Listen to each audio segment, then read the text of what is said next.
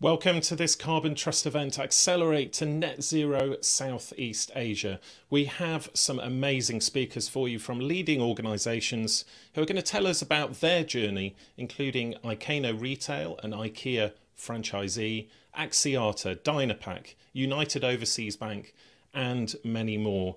We're going to hear about challenges and successes as we all face up to the impacts of climate change. But we'd also like to hear from you.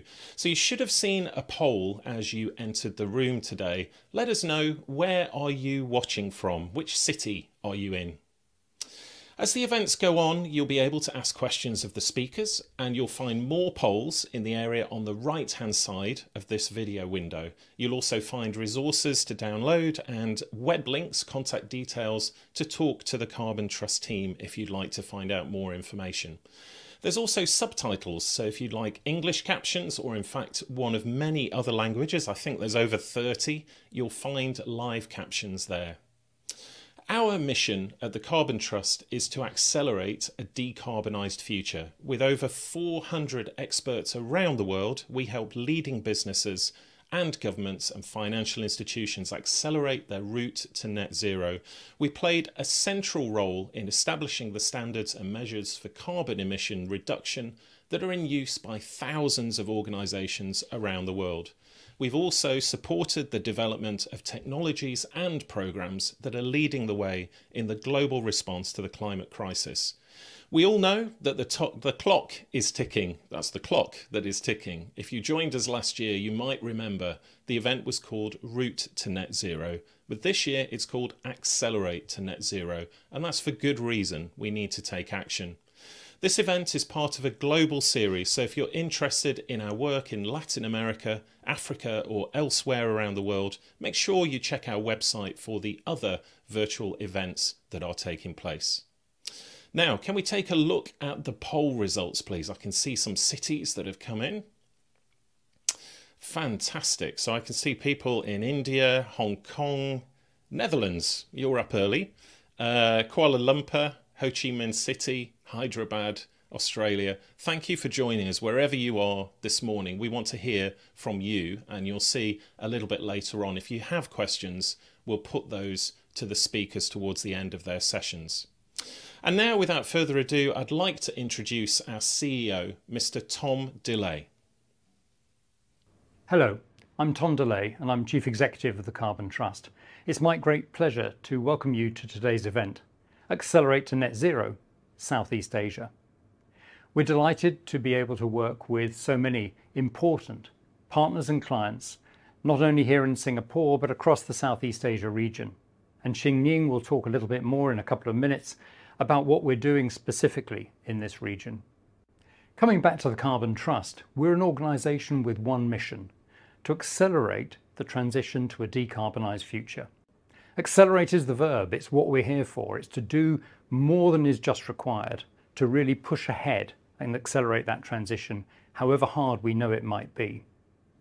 We deliver impact through the success and ambition of our clients and partners worldwide. We work with our clients and partners, either directly, helping them with issues specific to their organisation, or more broadly, by driving and supporting collaborations that can go across from public to private sector, or indeed across whole industry sectors, looking to make progress and share in that progress so that individually organisations can then go ahead and build their future routes to net zero. Being practical is what we're all about, and that's what today's event is all about. Making Route to Net Zero something that is tangible and real for your organisation, and helping you think about it in that way. We're going to have a number of panels, we're going to have a number of talks, but we're also going to have an opportunity for you to contribute directly, to interact with what is going on today, not simply be passive. And please, I would ask you to do that. It will be a better event if you do. So that's all from me right now. Thank you very much indeed for your time. I look forward to the rest of the event. It should be a great success. Let's hope you can help make it so. Thank you.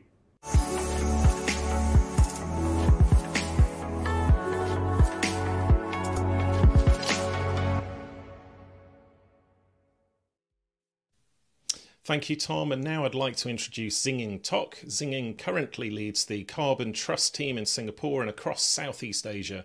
She's over 12 years experience working as a banker, an ESG consultant and a philanthropic grant maker in Southeast Asia and China. Xingying, welcome. Over to you. Thank you. Thank you, Ralph. Good afternoon, everyone. I'm Xingying, the head of Southeast Asia at the Carbon Trust. Thank you all for joining us today. You've just heard from Carbon Trust Chief Executive, Mr. Tom DeLay, about our mission to accelerate the move to a decarbonized future and how Carbon Trust delivers this mission, building on the successes and ambitions of our clients and partners around the world. Here in Southeast Asia, the Carbon Trust has been very, very privileged to be working since 2014 with clients and partners who are leading the charge and driving the momentum towards a net zero future. Our keynote speakers and panelists today bring with them a depth and breadth of experience building networks, collaboration, and enabling strategic decision-making that underlie the foundation of this momentum and this ambition. And today, at the beginning of 2023, we hope that their speeches, their sharing, can inspire all of us to build on this foundation and ramp up our collective efforts towards this net zero journey. 2022 was a year that was built on existing momentum, and in particular here we see it in Southeast Asia as well. Despite the challenging global environment, accelerated net zero and carbon neutrality goals were either articulated in updated national determined contributions at COP27, or we're starting to see them take shape through power development plans and national energy strategies across the region. Through the work that we have been doing on the ASEAN Low Carbon Energy Program in the last 3 years, the Carbon Trust sees firsthand the strong desire by national governments and ministries in our region to support raising of ambitions through refining policy design and enhancing the pace of energy efficiency improvements, both across the public sector as well as industry. And all of this with growing alignment to this envisioning of a new low carbon future. 2022 was also a year where we saw growing commitment in financial support for a just transition away from coal-fired power in the region.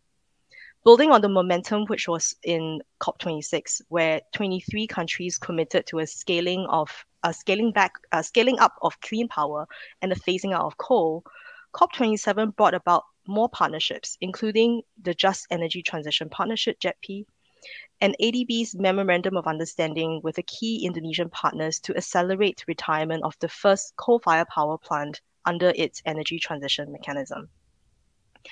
At the Carbon Trust, we work collaboratively with our technical and financial partners in a consortium called the Coal-Asset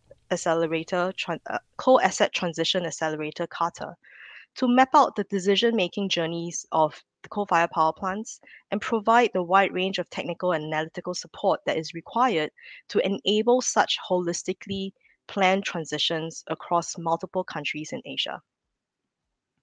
Lastly, in 2022, both globally and here in Asia, we saw increased scrutiny around sustainability and corporate climate action.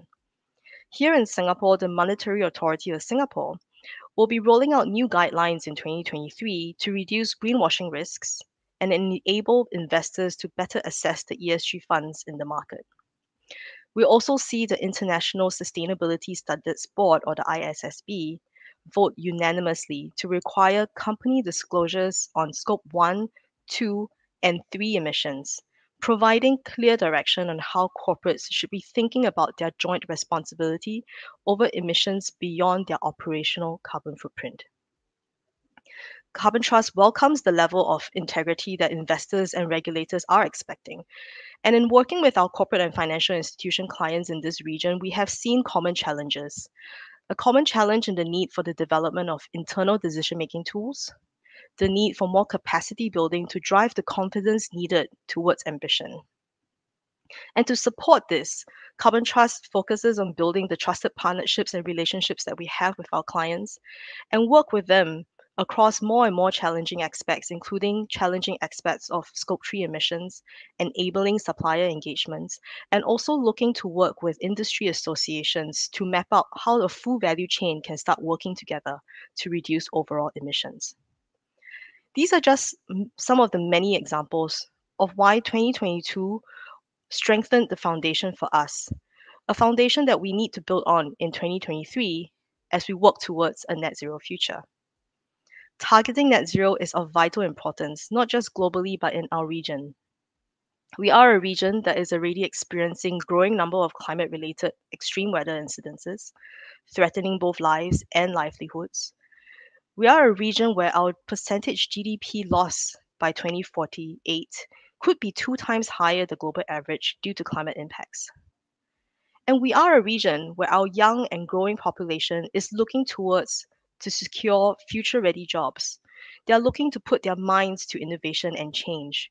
We're a region that we have the ability to harness available technologies today and also contribute to the research and development of the value chains of future technologies to redefine prosperity for ourselves in a way that is more aligned to our natural boundaries and a way that can bring about a safer future for all of our region. In this strive of raising our ambitions, we know we cannot achieve this alone. Neither can any organization go it alone. There are cross-sectorial and systemic issues that need to be resolved. And this urgency needed is not just an urgency towards a timeline towards net zero, but an urgency in recognizing where the gaps are in our systems and an urgency where we take leadership to bridge it with collaboration and innovation. Today, our speaker lineup represents this multi-sectorial approach. All of our speakers are leaders that have bravely found new ways within their companies and institutions and are also working externally collaboratively. We have inspiring keynote speeches from the US Ambassador and Executive Director of the Asian Development Bank, Ms. Chantel Wong, and Managing Director of Singapore Economic Development Board, Ms. Jacqueline Poh. Both institutions that have been leading our regional and country level efforts in the transformation that is needed towards net zero pathways. We have also a truly diverse and regional group of panelists from corporates and financial institutions that can speak to how their organizations embedded climate initiatives and targets strategically and the practical challenges that they have overcome. I look forward to an incredibly rich discussion with you in the next 2.5 hours. Thank you so much.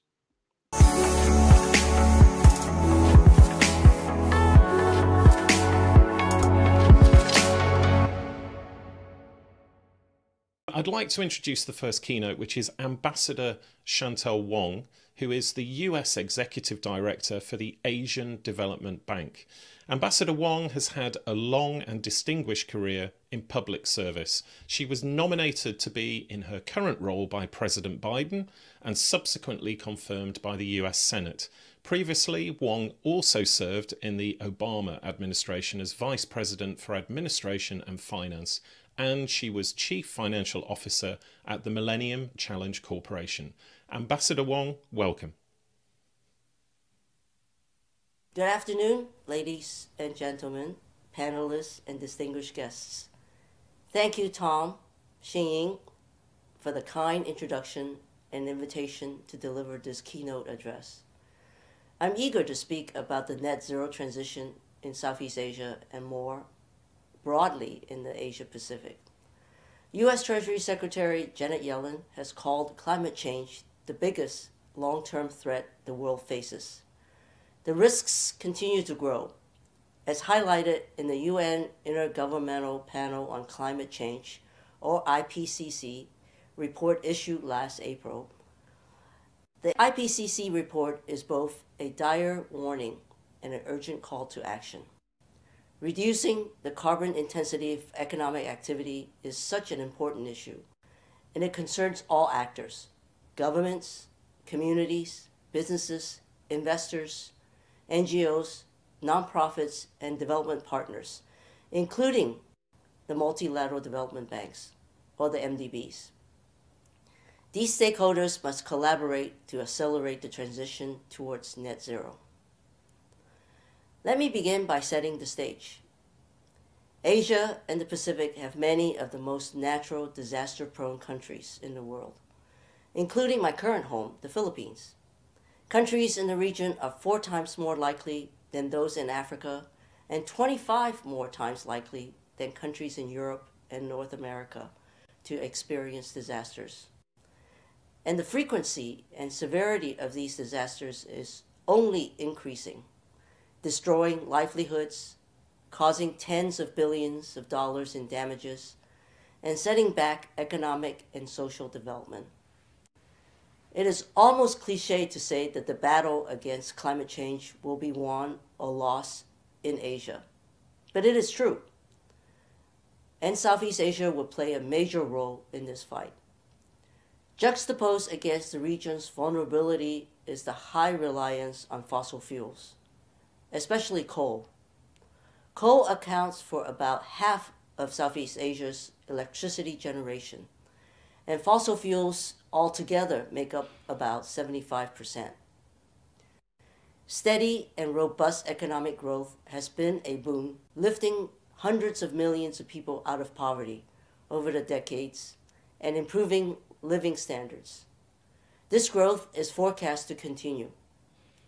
But with this growth comes increased electricity demand and more activity in greenhouse gas emitting sectors such as transportation, agriculture, and industry. It is imperative to set up efforts to green the region's economies and to get to net zero by 2050 to limit global warming to 1.5 degrees Celsius. 8 of Southeast Asia's 10 countries have pledged to achieve net zero by 2050, in line with the 1.5 degree scenario. Indonesia's current target is for 2060, and the Philippines has not made a commitment yet. We need to see more ambitious commitments, especially from Indonesia and the Philippines. But the commitments are not enough. There has to be follow-through and credible roadmaps to guide implementation and align incentives. Pledges must be formalized in policy documents, codified in law, and then integrated into legal, regulatory, and policy frameworks. A few countries, like Vietnam and Thailand, has taken positive steps recently. Both submitted the second updates to their Nationally Determined Contributions, or NDCs, last November. Thailand advanced its target for carbon neutrality from 2065 to 2050 and announced more ambitious mitigation targets. Vietnam also increased its mitigation targets and in July 2022 approved a national climate change strategy. At the G20 summit in Bali in November, Indonesia and a group of international partners, jointly led by the United States and Japan, announced a Just Energy Transition Partnership, or we call it JETP. The JETP seeks to mobilize an initial $20 billion in financing to help phase out coal and invest in renewable energy, with the goal of reaching net zero in the power sector by 2050. While these efforts still need to go further to be 1.5 degree aligned, it is important to recognize and applaud such progress. These steps signify that there is political will to address the climate change. However, governments cannot do it alone. They need financial, policy, technical help from partners like the MDBs. The Asian Development Bank, where I represent the United States on the board of directors, and the sister MDBs have the mandate, the resources, the convening power, and the expertise required to support mitigation and adaptation activities. ADB, under the strong leadership of President Masa Asakawa, is positioning itself as the region's climate bank.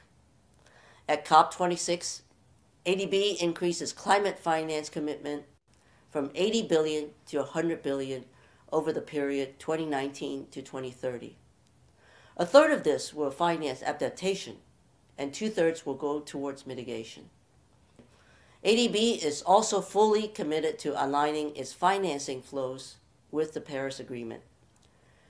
By July of this year, all sovereign operations will be aligned, and the target for full alignment of non-sovereign operations is in 2025. This means that all ADB investments will be consistent with development pathways that are compatible with the targets of the Paris Agreement. The ambition to be a climate bank extends well beyond this. I am proud that ADB is one of the most innovative institutions in the global development architecture. ADB is not just coming up with new and creative ideas, it is putting them into practice. For example, ADB and ASEAN governments established the ASEAN Catalytic Green Finance Facility, or the ACGF, in 2019. ACGF accelerates the development of green infrastructure in ASEAN by providing technical assistance to identify and prepare bankable green infrastructure projects, as well as the financing to meet initial capital expenditure costs.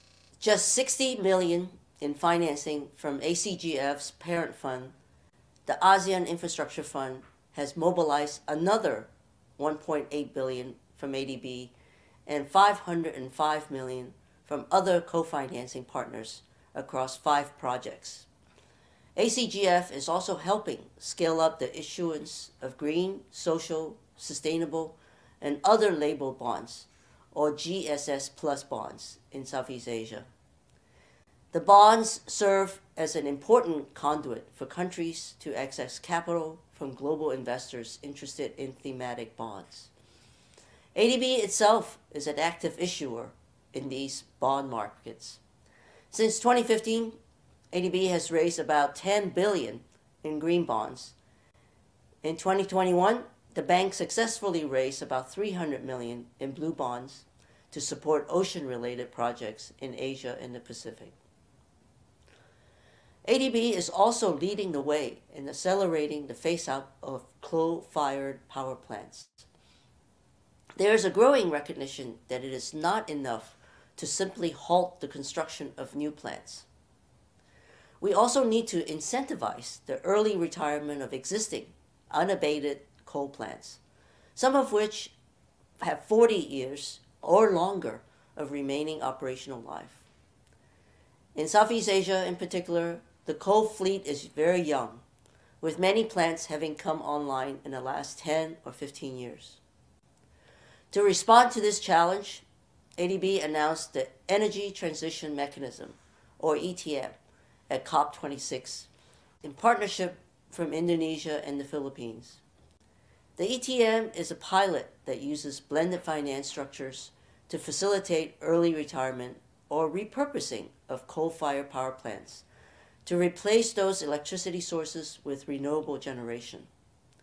ADB and the Indonesian partners recently reached a major milestone with the signing of an MOU to lay the groundwork for what would potentially be the first ETM transaction.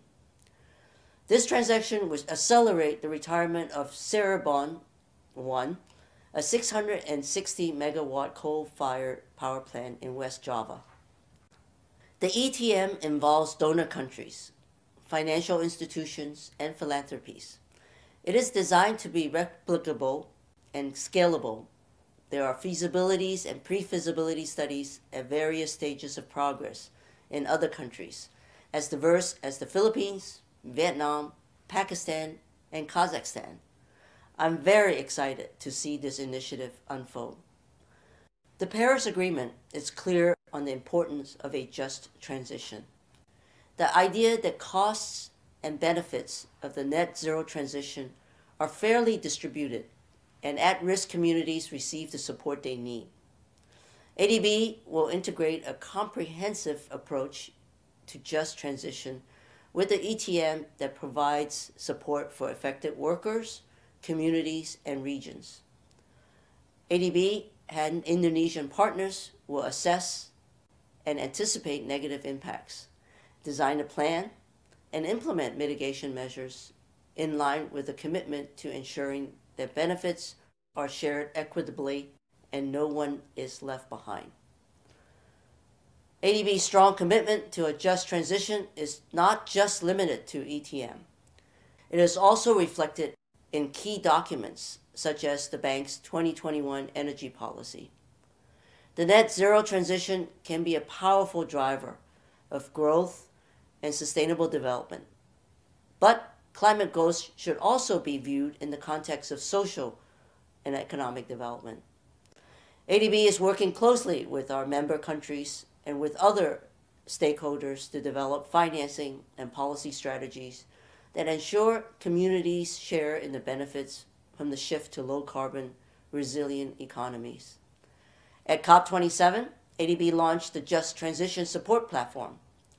This multi-sector technical assistance platform provides support to build capacity of ADB's member countries to strategically plan, implement, and finance just transition, to manage any negative impacts, and to increase benefits from the transition to net zero. Specific areas include, but not limited to, green skills, job programs, strengthening social protection and health systems, and creating economic opportunities for women and the vulnerable. Lastly, ADB and 7 other MDBs have jointly agreed to a high-level principles for just transition that provides direction on the aims, approach, scope, scale, outcomes, and processes associated with a just transition. These principles provide clarity around how MDBs approach the social dimensions around transition to net zero and lay the basis for collaboration for other stakeholders. With that, allow me to conclude my remarks. Thank you.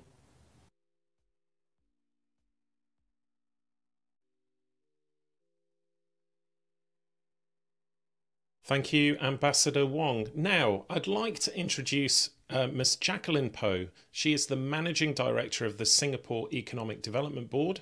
She was appointed to that role in October 2021.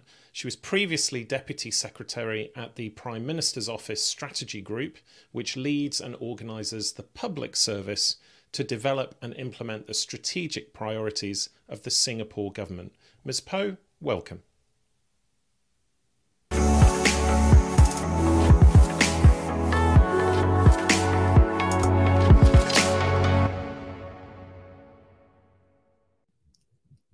Ambassador Chantel Wong, U.S. Ambassador and Executive Director of the Asian Development Bank, Mr. Tom DeLay, Chief Executive of Carbon Trust, Ms. Tok Sin Ying, Head of Southeast Asia, Carbon Trust, distinguished guests, ladies and gentlemen.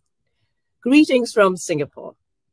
Thank you to all our friends at the Carbon Trust for inviting me to deliver this keynote address. The name for this event, Accelerate to Net Zero, could not be more appropriate given the pressing challenges we face today with climate change.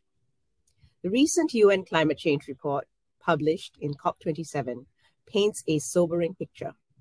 Global emissions are still rising, and despite some improvements in the world's expected emissions trajectory, we are still not on track to keep global warming to 1.5 degrees Celsius. While Singapore contributes only around 0.1% of global greenhouse gas emissions, the other 99% affects us too, and often more seriously than it affects larger countries. For Singapore, because we are a low-lying island nation, climate change for us is an existential challenge. This is why Singapore is committed to climate action and has set ambitious goals for decarbonization. Last year, Singapore raised our climate ambition to achieve net zero by 2050. We have also enhanced our 2030 nationally determined contribution to reduce our 2030 emissions from 65 to 60 million tons after peaking these emissions earlier. To achieve our climate ambitions, we intend to raise our carbon tax from the current level of $5 per ton to $25 per ton by 2024, and then to $45 per ton by 2026, with a view to reaching between $50 to $80 a ton by 2030. This is a significant undertaking, which relies on the cooperation and ingenuity of all of our businesses, our international organizations, and government. Specific to Singapore, industry will play a crucial role in our net zero journey. In 2020, emissions associated with industry accounted for close to 60% of our national emissions. As the lead government agency responsible for industry development and sustainable economic growth, we at the Economic Development Board believe that 3 key tenets underpin our decarbonization journey with industry partners in the decades ahead. They can be summarized into 3 words: transform, create, and attract. Let me elaborate. Transform speaks to our efforts in aligning Singapore's base of industrial activities with a low-carbon future.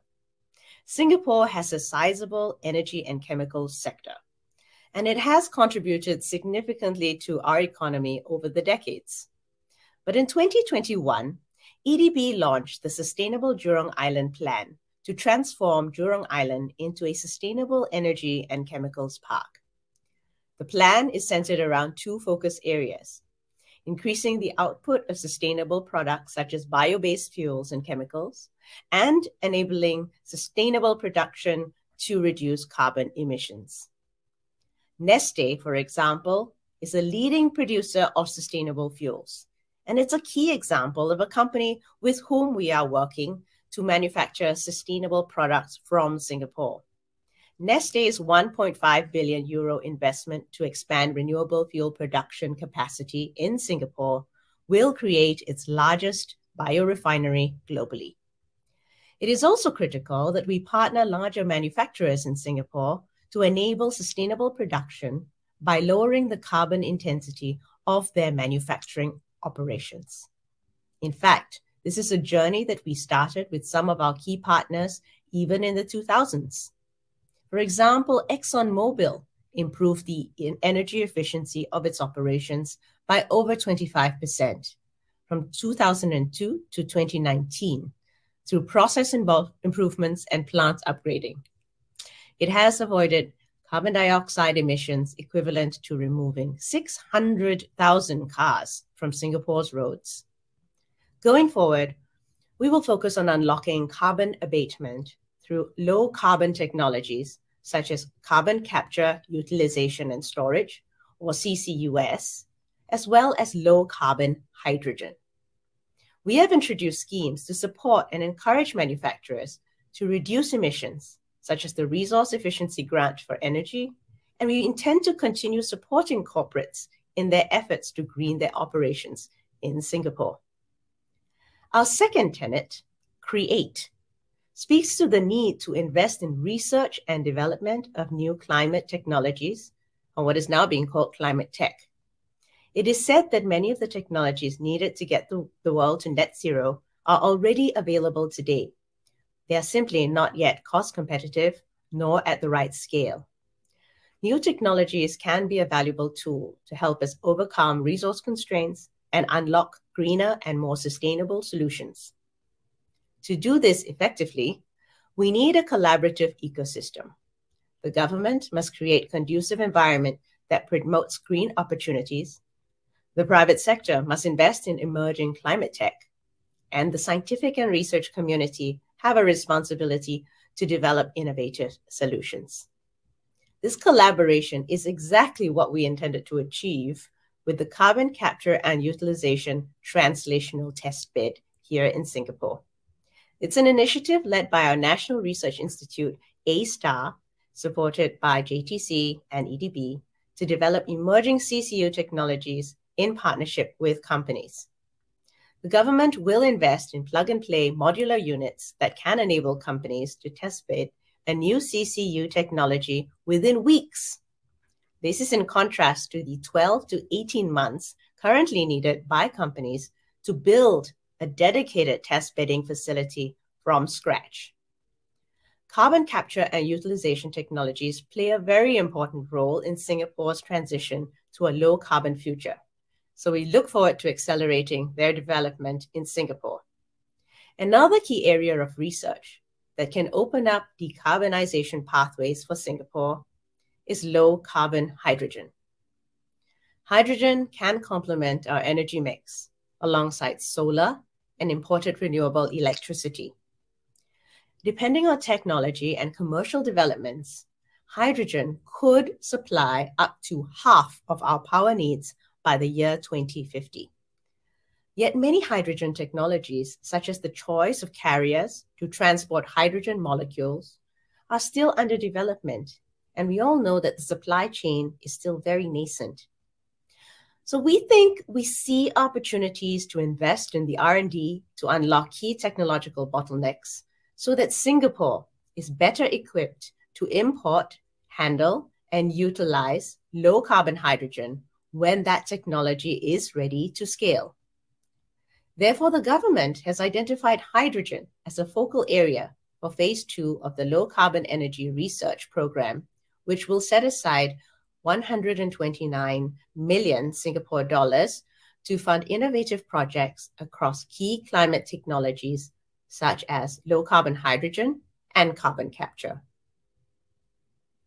Now, the last tenet of our decarbonization journey is attract. Now, as corporates in the Asia-Pacific region embark on their own sustainability agenda, many of them are already seeking to build new internal capabilities or looking for external expertise in sustainability. This is a significant economic opportunity for Singapore. By attracting the right mix of global talent and innovative business, we aspire to be a carbon services hub that can support corporates to achieve their own climate goals. In recent years, we have focused on growing an ecosystem of carbon services companies that provide decarbonization expertise tailored to the Asia-Pacific context, sometimes tailored to the Southeast Asian context. These include professional and engineering services firms, of which Carbon Trust is a key example, and they provide low-carbon consultancy, accounting, and measurement, reporting, and verification services, or MRV. Today, Singapore has a small but rapidly growing carbon services industry, with more than 70 corporates, mainly from Europe and North America, all based in this city-state. As governments around the world are pressured to implement carbon pricing schemes, the emergence of the right price signals is likely to spur the growth of both compliance and voluntary carbon credit markets. Carbon markets are important as they enable much-needed finance to be channeled towards worthy emissions reduction or removal projects globally. They also enable countries like Singapore, which are alternative energy disadvantaged, to access viable decarbonization pathways and reach net zero.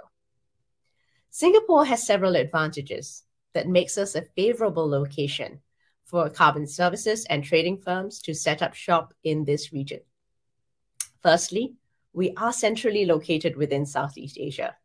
This region hosts 20% of the world's biodiversity, and it's rich in carbon sinks, such as peatlands and mangroves. Companies that are developing carbon projects can manage their global operations from Singapore. And on the demand side, they are able to access a large pool of regional customers that are based here. Given Singapore's established strengths in the financial services sector, carbon project developers can also easily tap into the demand from commodity traders and brokers, many of whom have established carbon trading desks in Singapore, and as well as exchanges such as Climate Impact X, or CIX.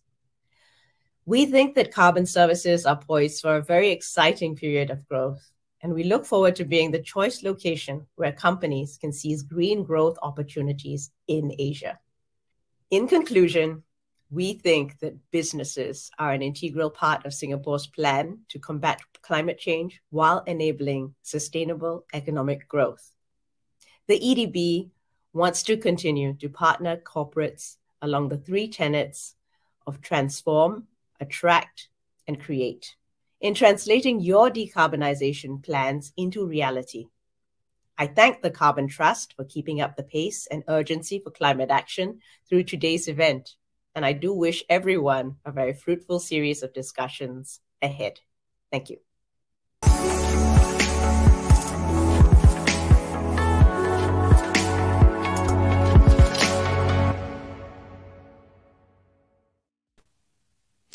Welcome back. This is the first panel session of the day. So this is Route to Net Zero, setting decarbonisation targets and managing climate risks and opportunities. Here to moderate the panel is Pranoy Chowdhury. He's a senior consultant from the Carbon Trust team based here in Southeast Asia.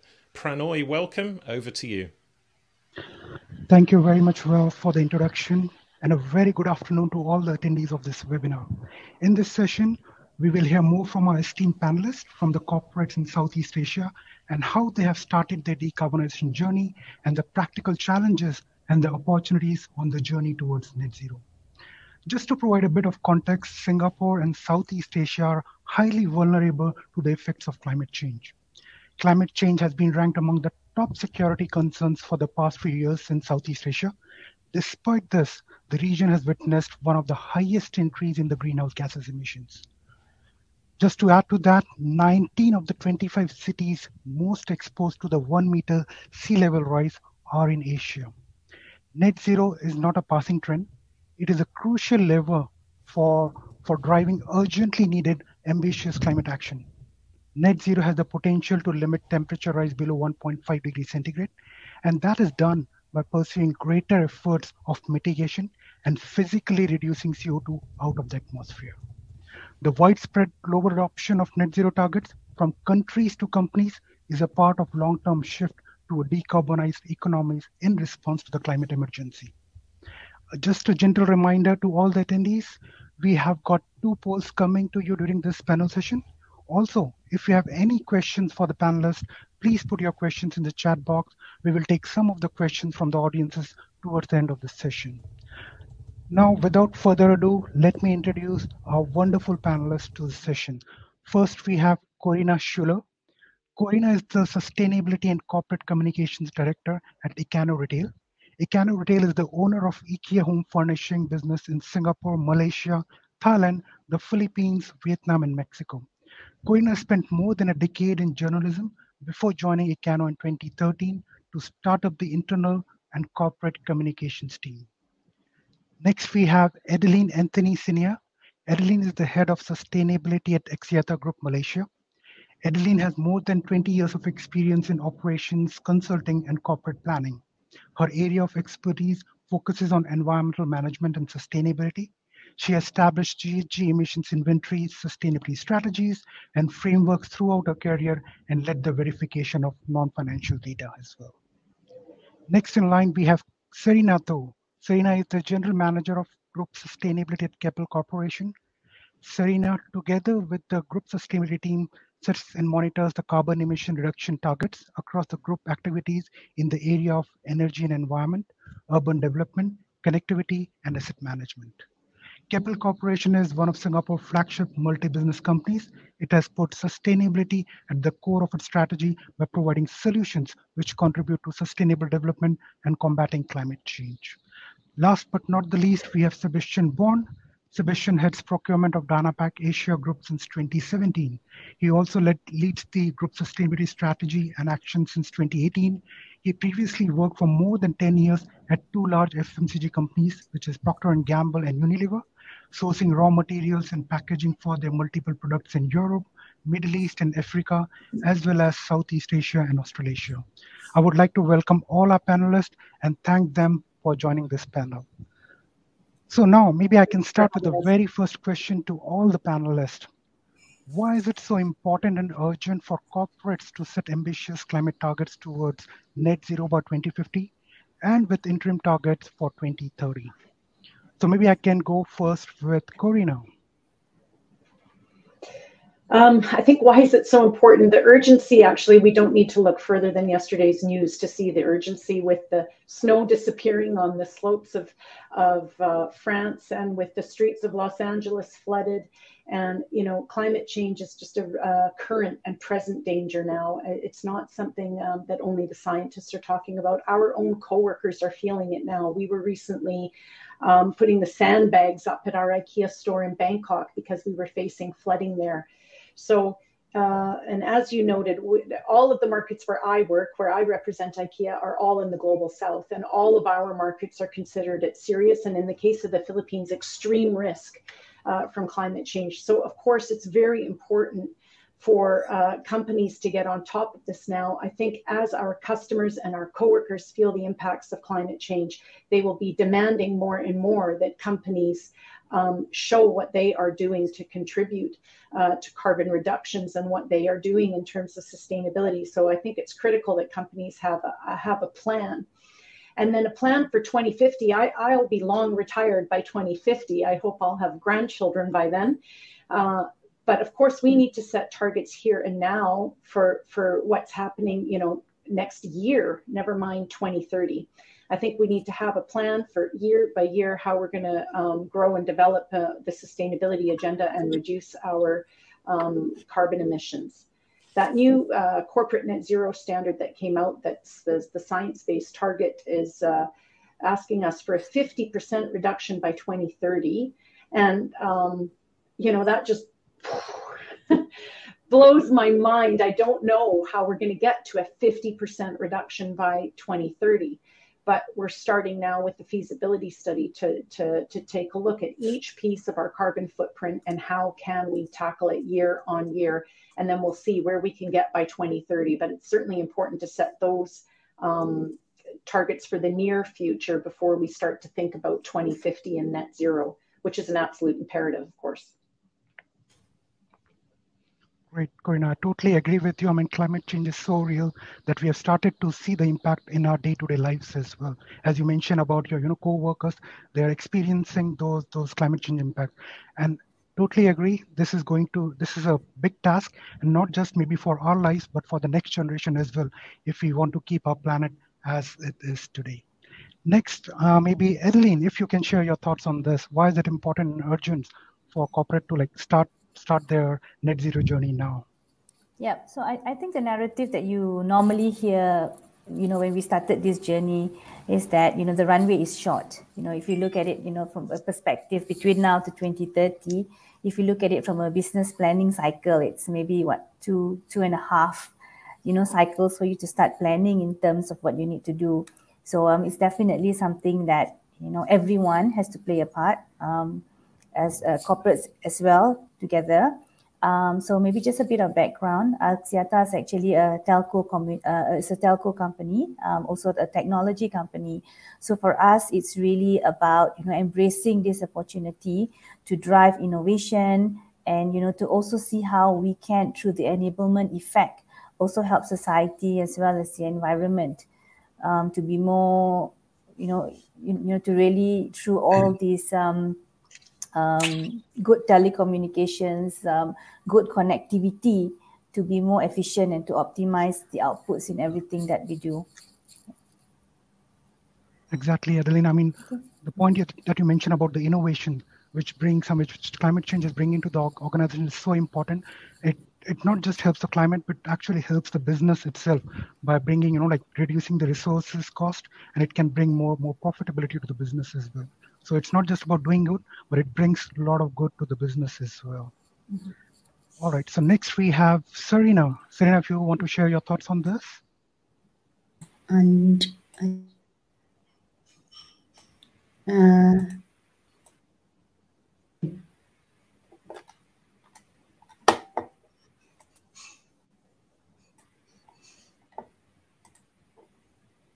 hi, sorry, I had difficulty unmuting just now. Now, basically, I agreed with what both Corina and Adeline said. For us, we are already in some of the businesses, waste to energy, district cooling, and so on, which uses a lot of energy, but at the same time has a lot of potential to actually help our customers to bring down their emissions as well. So the think about it is to actually look at it and reinvent and improve, and essentially make it mutually beneficial for both our customers and ourselves. So you look for solutions to bring down your emissions.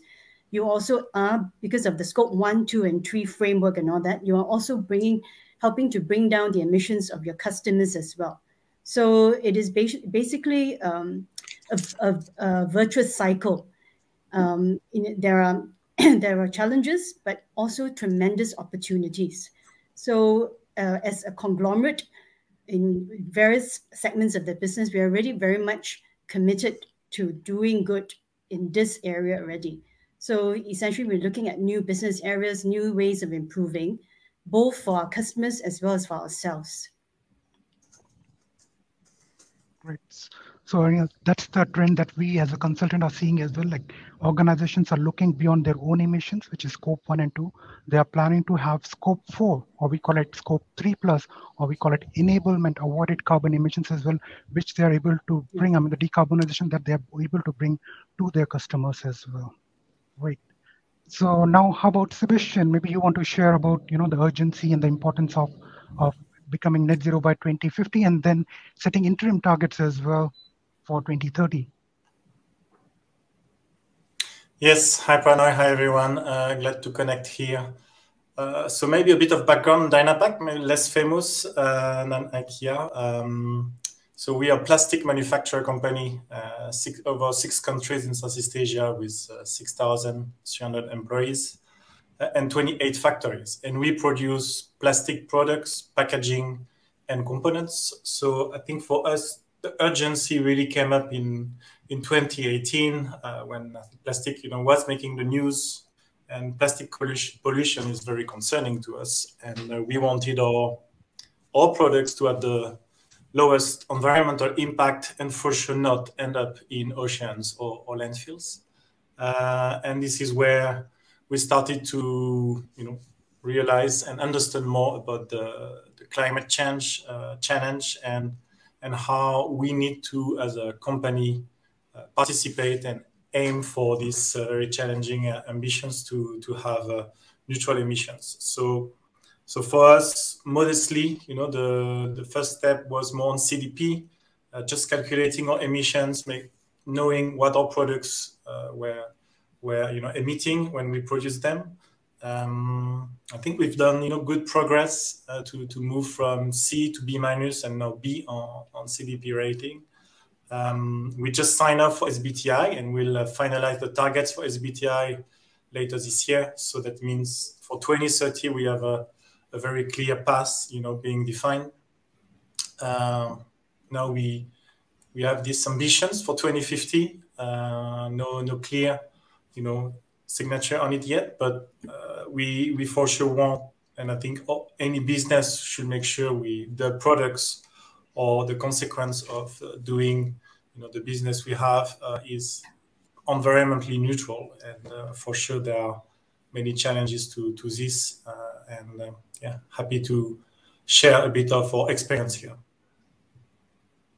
I could maybe just jump onto that. I think a point that was missed before, when you're talking CDP, you're talking climate disclosure rating, right? It's a measure of transparency.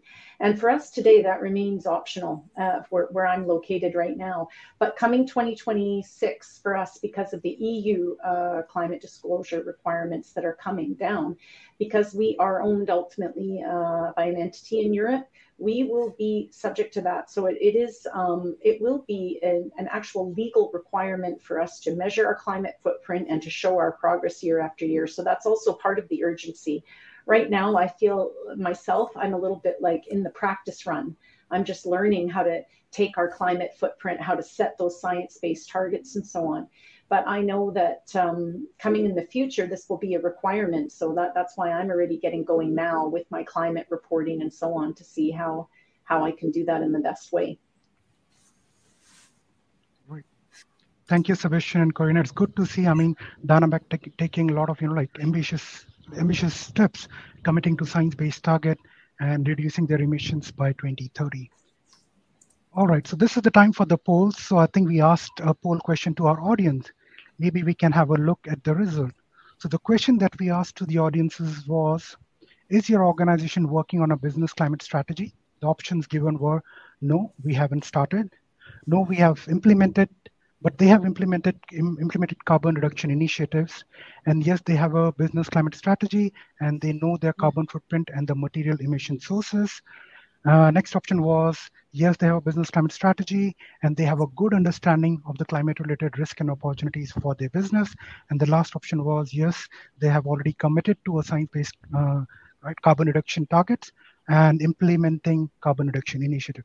So if we look at the results, 36% have said, yes, we have already committed and have set a science-based target initiative. This is really, really good to see. Like most of them have already kind of pretty advanced in their climate business strategy as well. I'm assuming that means they have already done their scope 1, 2, and 3 footprint. They have already kind of identified what are the risks and opportunities as well. But I also see 22%, they have not yet started. So hopefully after this session, our panelists will, what they have done will encourage you to take more actions or starting your journey towards the net zero. So maybe something very related to this poll question, maybe if I can have my next question, which is, what are the challenges and opportunities faced in creating a successful business climate strategy, and how to successfully overcome the challenges or capitalize on the opportunities? So maybe I'll go with Adeline, if you'd like to take that question. Yes. So I think, when I said, this is really a journey, it is something that you have to get buy-in. So we signed up to the SBTi in 2021, and this year in September, we are supposed to go in for our validation.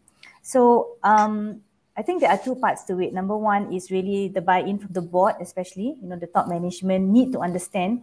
And to get that buy-in, they also need to see the data. They need to understand where are the emission sources coming from, and really from a high level, what are some of the mitigation or measures that can be put in place. So I think it starts with that. Otherwise, it's quite difficult to get the management's buy-in because they would really like to understand where we are.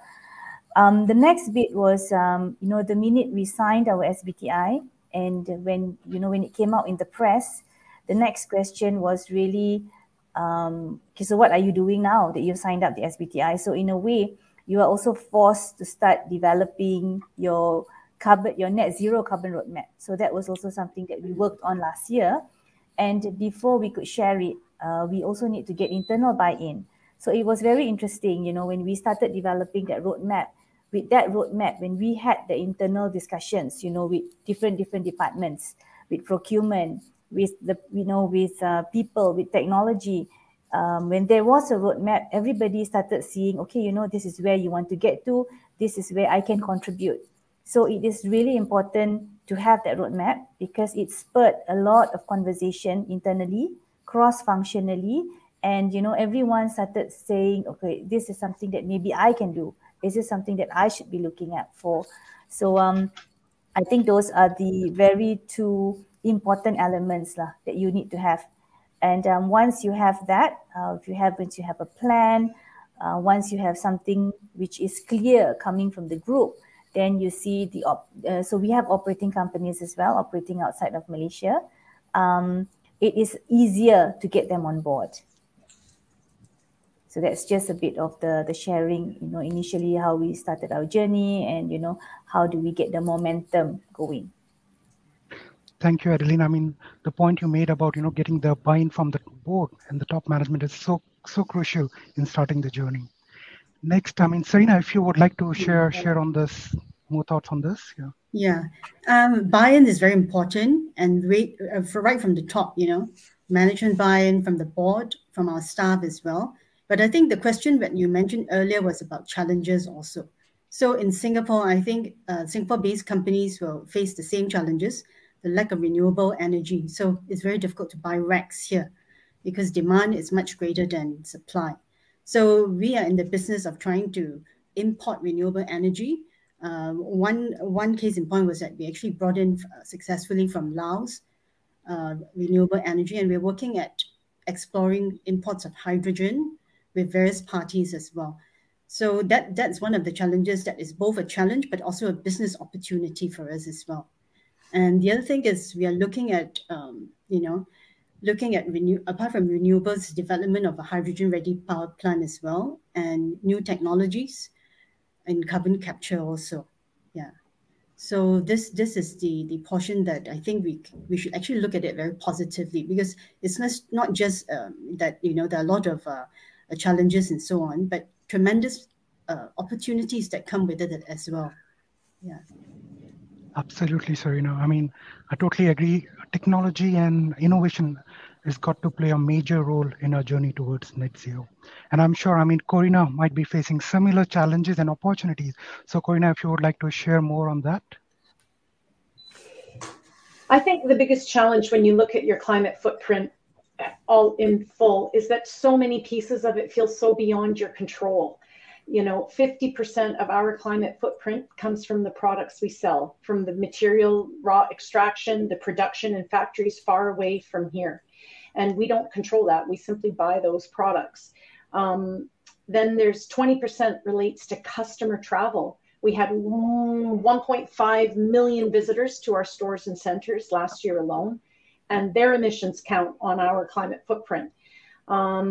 Another 7% relates to local food ingredients that we buy. So I feel that the further away it feels for me, the more hopeless I feel a little bit. But that's where I see the point of a Scope 3 map, is that it really drives radical collaboration, which is what we all need to do ultimately to get to net zero. We really need to work within our supply chain. So I have, of course, picked up the phone and spoken to our franchisor and asked about the materials agenda, and they are really on it. They have an ambition by 2030 to have 100% renewable and recycled materials in our 100% of IKEA products, which is a very tough ambition. But they are working on the materials agenda. And in our business now, we took a whole conversation on, okay, what could we do to try and encourage more customers to take buses or to make the transition to EV? So we're talking about every place where we offer parking, we will have EV charging. Every place where we have a store, we will be talking about bus routes and connectivity, which we've done already for a long time, but we're looking at how can we improve that. And we offer some free shuttle services, as we do here in Singapore and in other places. So we're really, it's driving creative thinking.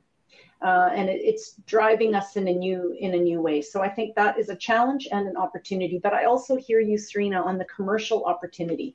I think that as our customers become more and more impacted by climate change, they will be looking more and more to reward companies that they regard as sustainable. And they will be looking for products that they feel were made in a sustainable and responsible way, and products that enable a sustainable life at home.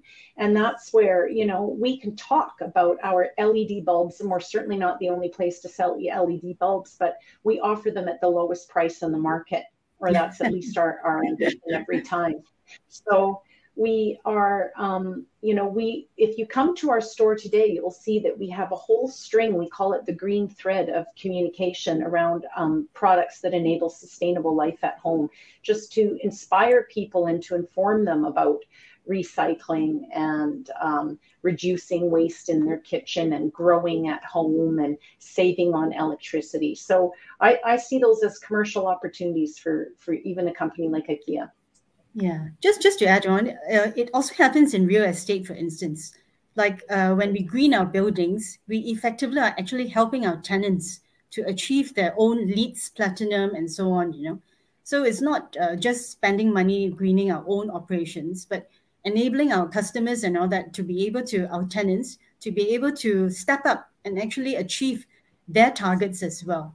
So, I mean, we look at it in, it's basically a huge opportunity for us, you know, as from our traditional business, reinventing it, greening it, and building new business lines out of it.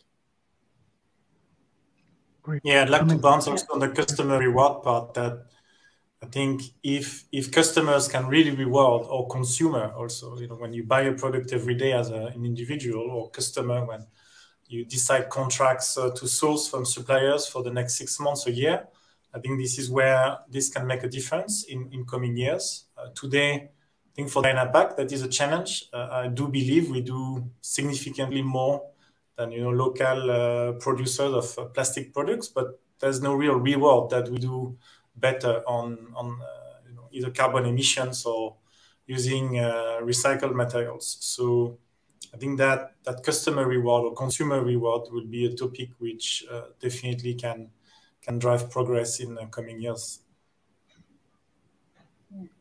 Great, thank you very much. I think one point is very, very clear.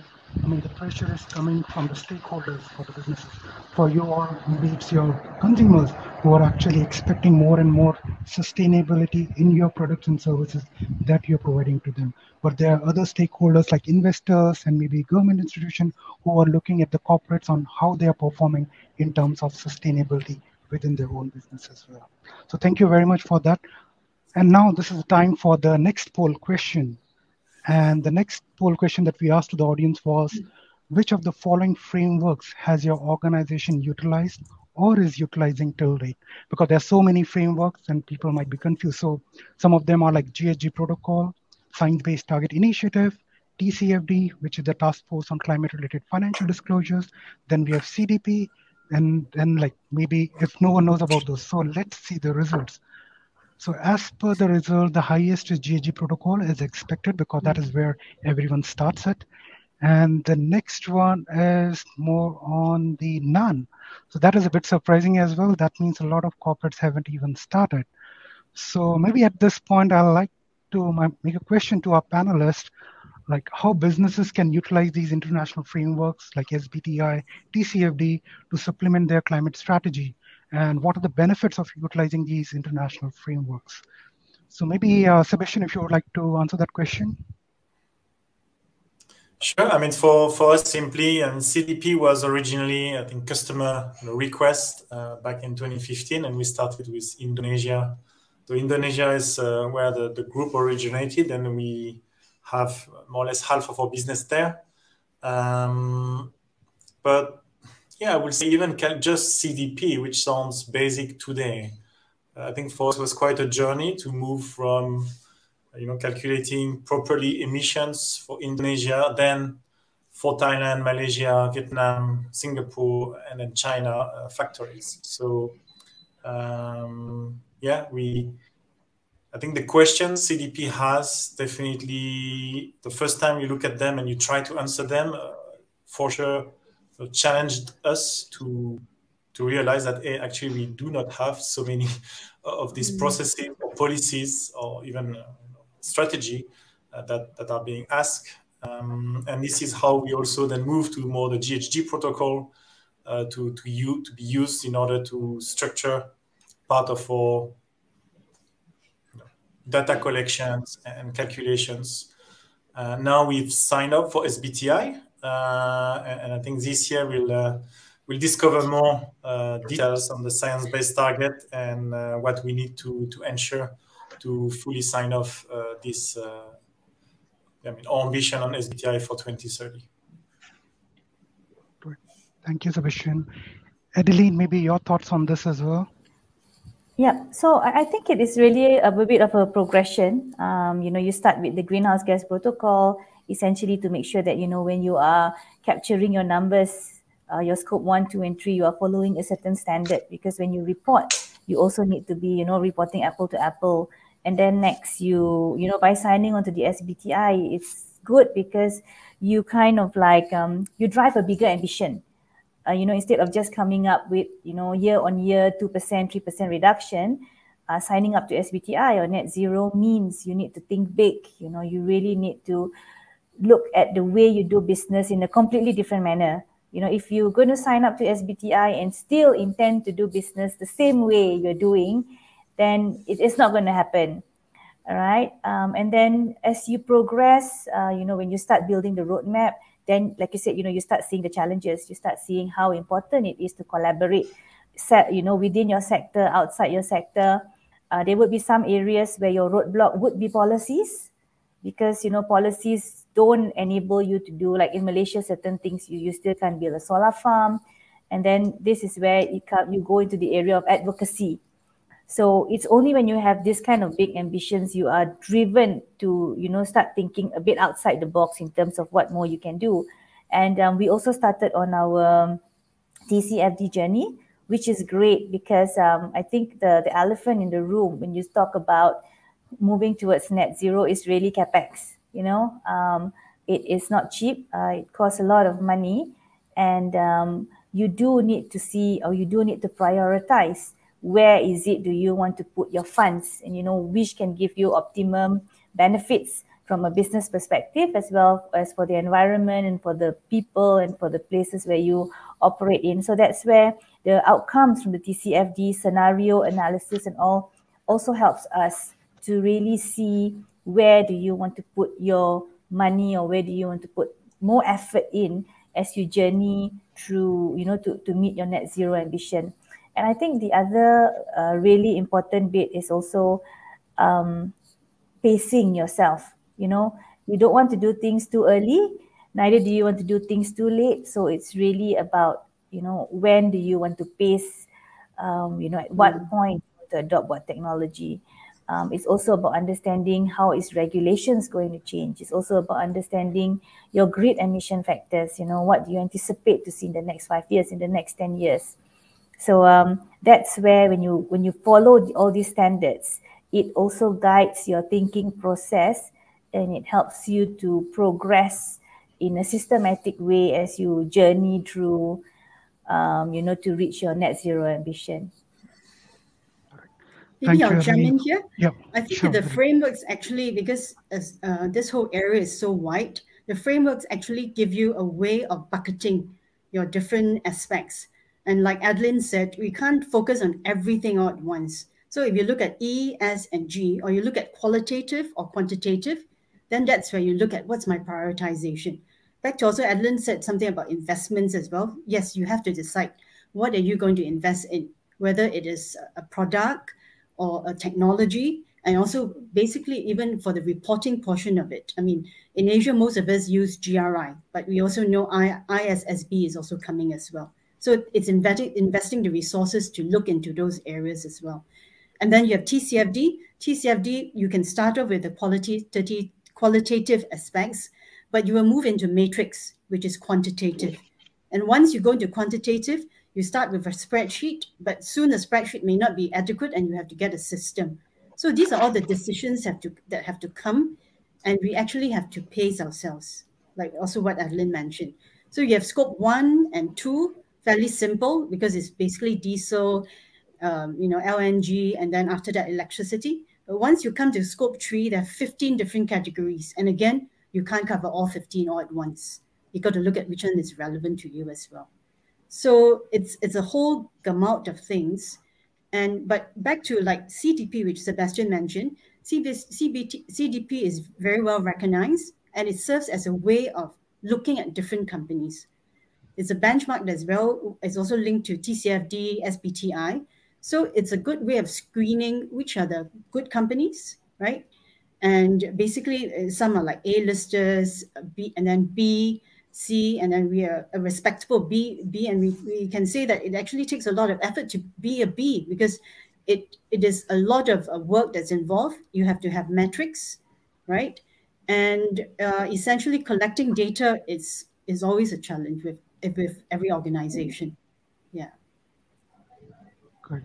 So Serena, you mentioned about achieving B is a challenging task, but hearing that, I think Sebastian will be very happy to hear, because they have achieved the B certification in CDP.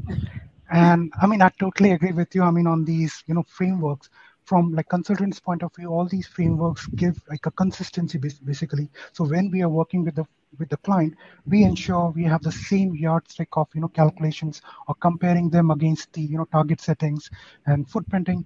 We have the same, so there's a consistency across the different companies. So that's what I mean from the consultancy point of view, I'll say. All right, so we are here at the end of our panel discussion. I mean, just the Q&A. So we'd like to bring our Q&A from the audiences as well. So I can see audiences have already put some of the Q&As in the chat box. But if we can have a look at the top voted question. Or maybe I can share the question which I see over here, which is, can the presenters share concrete actions and strategies that they will be implementing in the coming weeks and months? So I understand maybe, IKEA is taking some concrete actions in Malaysia. So Koina, if you would like to share those. I mean, we're taking it in every country, but okay, if I speak in Malaysia, I just came out of a meeting at 1 hour ago where we talked about throwing our hat in the ring for the new green power program that the government has announced there.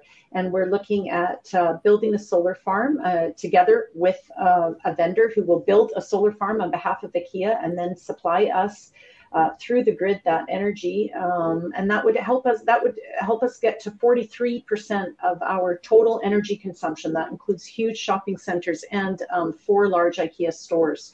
So that's a low-hanging fruit for us to just take care of the electricity consumption through solar. We are maximizing what we can do on our own rooftops as well. We have solar on every store and a big expansion underway with our store in Kuala Lumpur right now. So that's the low-hanging fruit. Then the other more challenging one that we've talked about in every market, but especially challenging maybe in Malaysia is our most challenged market. We're talking about how can we push the sales of plant-based foods. We've taken a look at our footprint from food. We run some of the biggest restaurants in the world. We have millions of customers every year in our IKEA restaurants. And we know the difference between the footprint from our famous Swedish meatball and our new plant-based ball. So the plant ball is coming to Malaysia next year or this year in May. And we're talking about, how can we go really big, loud, and get excited about that and motivate people to give it a try and explain to people what is the difference between red meat and plant-based food for your planet as well as for your plate. So I think practically speaking also, I just came home from Malaysia where I've been in a business planning session and we got 50 leaders, all our store managers, all our management teams together, and we showed them our carbon footprint and we challenged them, what are your ideas? What can we do about this? So I think that educating your coworkers and especially your leaders is a really important first step, and to generate excitement for this agenda and to explain the basics of climate change. Start the story from the very beginning. Do not assume that people know all these things we're talking about, like everybody knows SPTI and TCFD. I think we really need to bring the story down to a way that the many people can really understand and bring them along on the journey. And that includes like our coworker on the shop floor and the chairman of our board. Absolutely, Koina. Sustainability is, every employee of the corporate is responsible for sustainability, right from, like the people working, hands-on workers, to the right at the board and management as well. But maybe, on the same question, if anyone else would like to share, what are the, immediate steps that you are taking in your journey towards, decarbonization?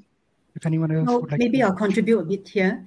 We've worked very hard to bring in renewables, because basically that is really one of the challenges that the whole country faces, the lack of renewables, right? Then the other things in terms of practical things for us as a company, we're also looking at our carbon avoidance, what they call Scope 4. So what we are actually helping the customer save in terms of the emissions as well. So we're trying to, last year we started reporting waste to energy. So we're going to expand it to other assets and look at how much our products, waste to energy, district cooling, and we'll go down the list and push our products to be better so that our customers will also benefit by having lower emissions as well. Great. And also expanding, basically looking at the supply chain as well, because under Scope 3, purchase goods and services is also going to be very high in terms of the emissions as well. And then also look at what we have as our investments. So we also have a shadow carbon pricing, which we are looking at taking a review of it to see what can be improved. So basically the shadow carbon price will basically force our investment managers to think about what is the price of carbon when I bring in when I invest in this project. And it's putting that price of carbon into the return on investment and the internal rate of return. Great. You brought an excellent point on the internal carbon pricing, which more and more corporates are using nowadays to make the investment decision and also the assets that they are currently holding on to. So maybe at this point, I'll take another top question from the audiences, which is, how do we make sure that by signing up for the commitments today's leader are not kicking the can down the road? After all, many of these are mid to long-term commitments, and perhaps the technologies needed to actually get there are not even available today. So anyone would like to answer this question?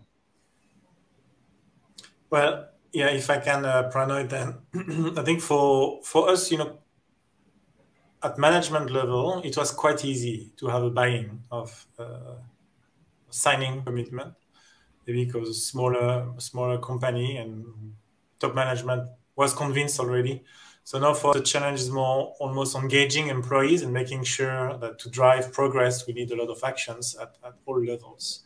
Now, I think this is, even if at top management level, you have a vision, we don't know indeed how we will do our 50% reduction by 2030. I think today, solar panels for us was, the easiest. I mean, it's not easy because there's a lot of things to do on our buildings, but still the easiest to do. And this will mean 9-10% of energy, which can be, or electricity, which can be carbon free. We probably have energy project reductions for another 10%, but that means we have 30% of the reductions. We don't know today where it will come from. I think, as Corina said, markets are changing. Malaysia in this opening, the possibility of having solar farms. I'm convinced, down the road in 2025 or 2028, there will be more solutions for electricity, but also for everything else which are generating emissions. So one thing which we haven't talked yet is, and which is big for us as a plastic manufacturer, is the use on recycled materials. We know that using recycled plastic is 30 to 50% lower carbon emissions on the life cycle analysis, and obviously this will also be part of our efforts by 2030 to make sure we have a lower footprint. And I think this is not only on plastic. I think the circular economy theme, whether it's aluminium, metals in general, paper, plastic, and others, is a thing that everyone should explore as much as possible. Mm-hmm. Thank you, Sebastian. I mean, anyone else wants to? Yeah, Adeline. Yeah, I'll add I think. Sorry. Go ahead. Yeah. No, I just wanted to say that I do worry that the setting a target alone could become a form of greenwashing, because if you're not around in 2030 or in 2050, it's easy to say now, oh, I'm an SBTi company, I've set a target. The roadmap is the thing, and that's why I think those interim targets, like, it's not just 2030. It's like, what is your roadmap to get to 2030? What are you actually doing to get to 2030? And those questions are mind-blowing. It is really hard to imagine how you're going to get to 2030 when I look at my footprint. And I think it's good. And I want to be that like ruthless optimist. That's what we're saying at IKEA. We have to be optimistic in the midst of these scary times. But optimism with a plan. Optimism can't be just like, I hope they'll come along with a big carbon emission sucking machine. We need to have a real concrete plan for how we can address it. And so, yeah, I just think that the targets are one thing, and then don't let the targets be it alone. It's that map to get there. So I think we should measure what we do and achieve every single year, and that's why I think the disclosure and the hyper transparency is really important, because it keeps all of us on our toes and keeps all of us moving forward on the agenda, raises the awareness, and drives that really radical collaboration that we need to see now to make this a reality. Great. Thank you very much, Corina, for highlighting that we are not alone. I mean, corporates are not alone in this journey. Entire ecosystem is working towards getting net zero, like from governments, they are decarbonizing the grids. Everyone, suppliers, consumers, everyone is together and working towards the decarbonization goal, immediate as well as from medium to longer term. I think we almost are at the end of the session, so apologies if some of your questions were not answered in this session, but I would like to thank all our panelists for really a wonderful session. Hopefully a lot of our audiences would have got inspiration, and they will kind of set ambitious target and then work on their organization to reduce their emissions as well, to keep our global temperature rise below 1.5 degrees centigrade. So thank you very much, everyone.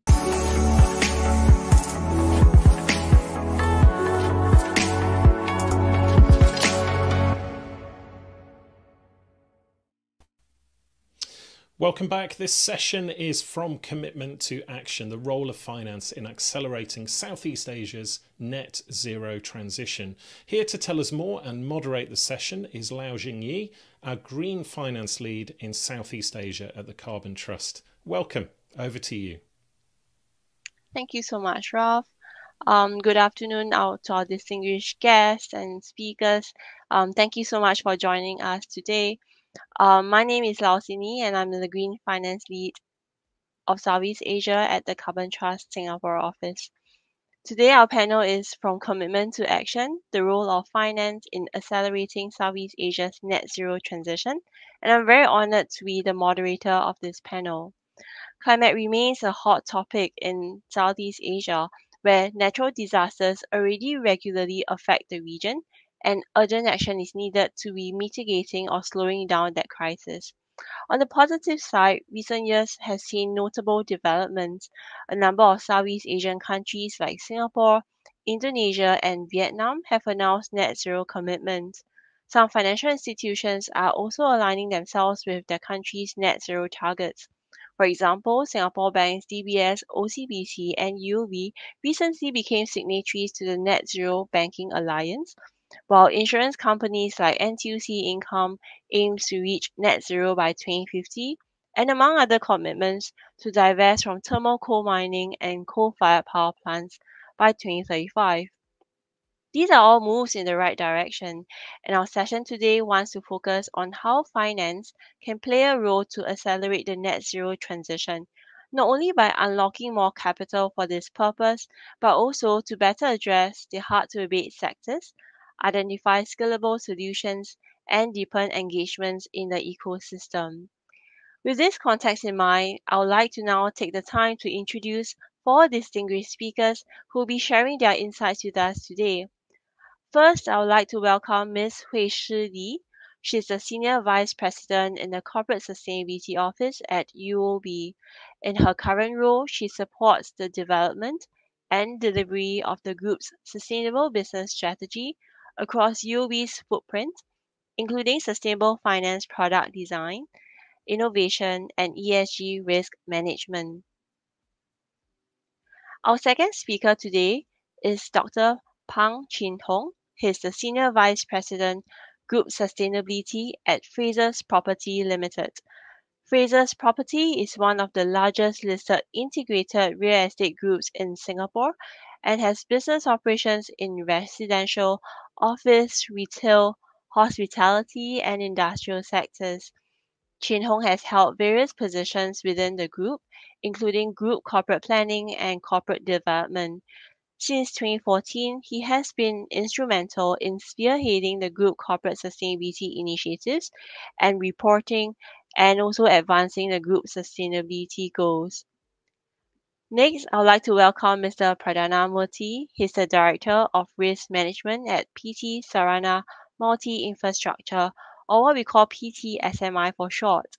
Pak Pradana previously held different roles at PTSMI, including Head of Sustainable Finance, Head of Project Development, Head of Project Showcase Task Force, and Investment and Financing Manager.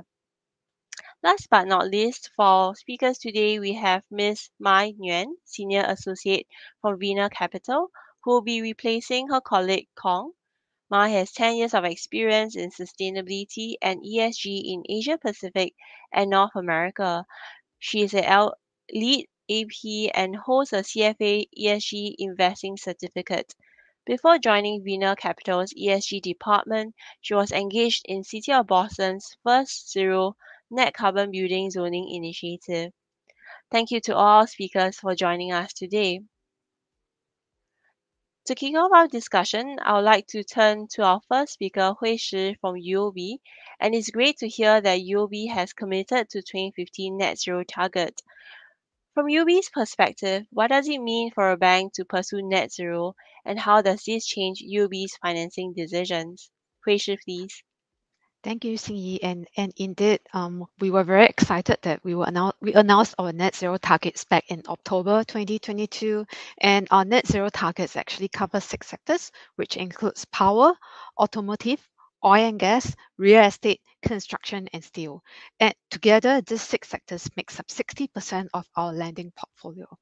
And what this implies for a commercial bank like UOB is that in these 6 sectors, we are committed and will be redirecting our capital towards supporting and scaling up relevant products and services to support the transition of this carbon-intensive sector. And more importantly, what we at UOB believe is that as we support the decarbonization of these sectors, we need to do so in a manner that supports economic growth and improve energy access, or in more common sort of simplistic terms of what has been discussed extensively, a just transition. And so moving forward, we will be actually reviewing our business processes and to make sure that our lending decisions actually factor in decarbonization as a consideration moving forward. And we will choose to engage clients in the first instance to design and develop a decarbonization plan and to understand what kind of investments and financing they may need along this journey. And engagement is actually our first priority, and in the event that a client fails to produce a decarbonization plan that is in line with our expectations, we may actually choose not to underwrite such clients.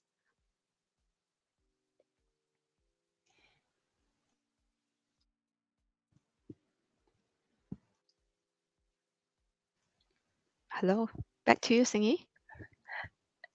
Sorry, I'm having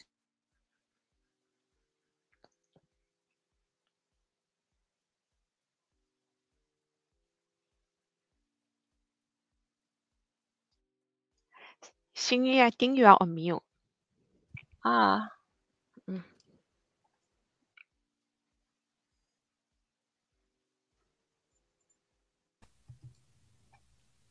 Hi, Xingyi. I think you're on mute right now. If you just try clicking the button again.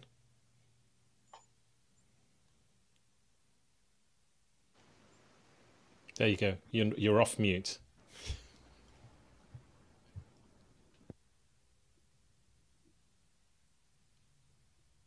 Go ahead. We should be able to hear you.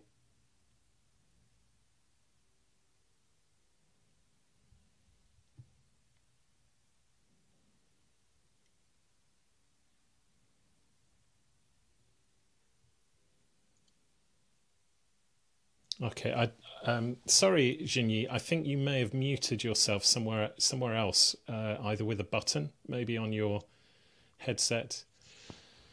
Just whilst we wait. Yes, we can now. Yeah, we've got you back. Thank you. I'm so sorry about that. Thank you so much, Hui Shi. So besides financial institutions like UOB, we do hear about corporates being a very, very important part of this conversation. From what we are seeing here, corporates are increasingly making net zero commitments.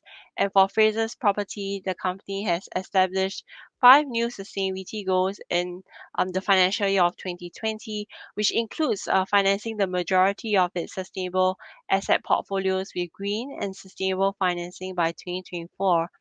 So if I can turn to Chin Hong, could you please share with us how Fraser Property's sustainability strategy is linked to its financing strategy?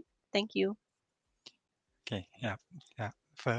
Firstly, thanks for inviting me to share today on this topic, linking up, green financing and net zero, which both are very important aspect of sustainability and that have to go hand in hand, to make it a very successful one.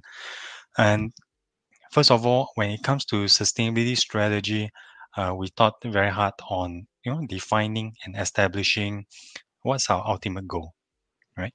And what do we want to achieve ultimately? And from there, we actually created various goals to act as enabler or to create a supporting environment that everyone within the company can contribute and help to push towards achieving the ultimate goal. So therefore, we set a goal to achieve net zero by 2050. Like many other companies, or governments have also set up that 2050 goal. This is a step to achieve the ultimate goal, which is to be climate resilient. For the same reason, we have seen many corporations, and government, as I mentioned, setting up this net zero goal. Following the net zero goal, we then move on to set targets or so-called sub-goals that would act as enabler. This is where green and sustainable financing would play that role, which can help to push more green and sustainable projects and investment. And shared by Xingyi earlier, as you know, at Frasers Property, we set the goal to finance majority of our asset portfolio with green and sustainable financing by 2024. Yep. So a little bit of a report card on our progress for that. We have been active in securing green and sustainable financing since 2018. In fact, securing one of the very first green loan in Singapore and in the region back in 2018. To date, we have secured 33 green and sustainability loans and 3 green and sustainability bonds totaling over $9 billion. This was a great milestone for us, actually. It actually represents 50% of our net borrowings. And last year, we also launched Singapore's first corporate green retail notes, also known as a bond. And it was very well received, overwhelmed with oversubscription. And certainly, green and sustainable financing fits in very well as part of a sustainability strategy, as it also means that we got to do more sustainable developments or projects to qualify for it. Yep.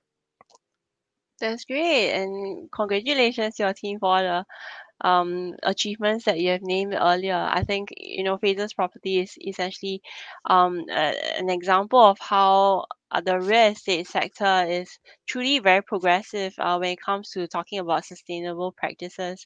So I think from your perspective, Chin Hong, what do you think financiers can do to encourage real estate players like yourselves to be making net zero commitments or even going further than that?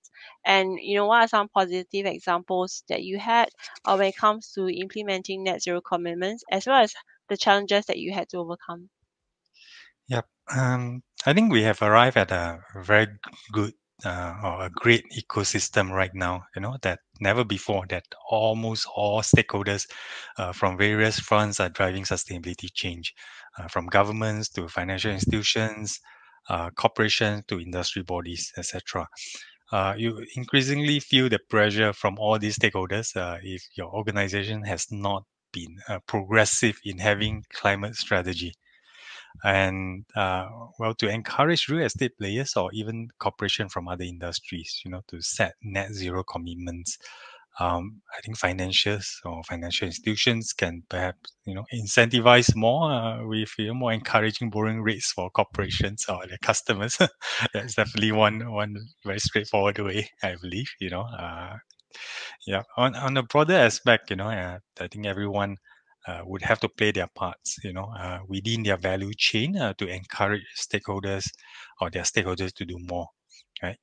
And regarding your question on positive examples of implementing net zero commitments and challenges, well, first of all, let me say that it's not going to be an easy task, right? We do not have all the answers, but commitment is one big step to push for any organization to work on the answers, right?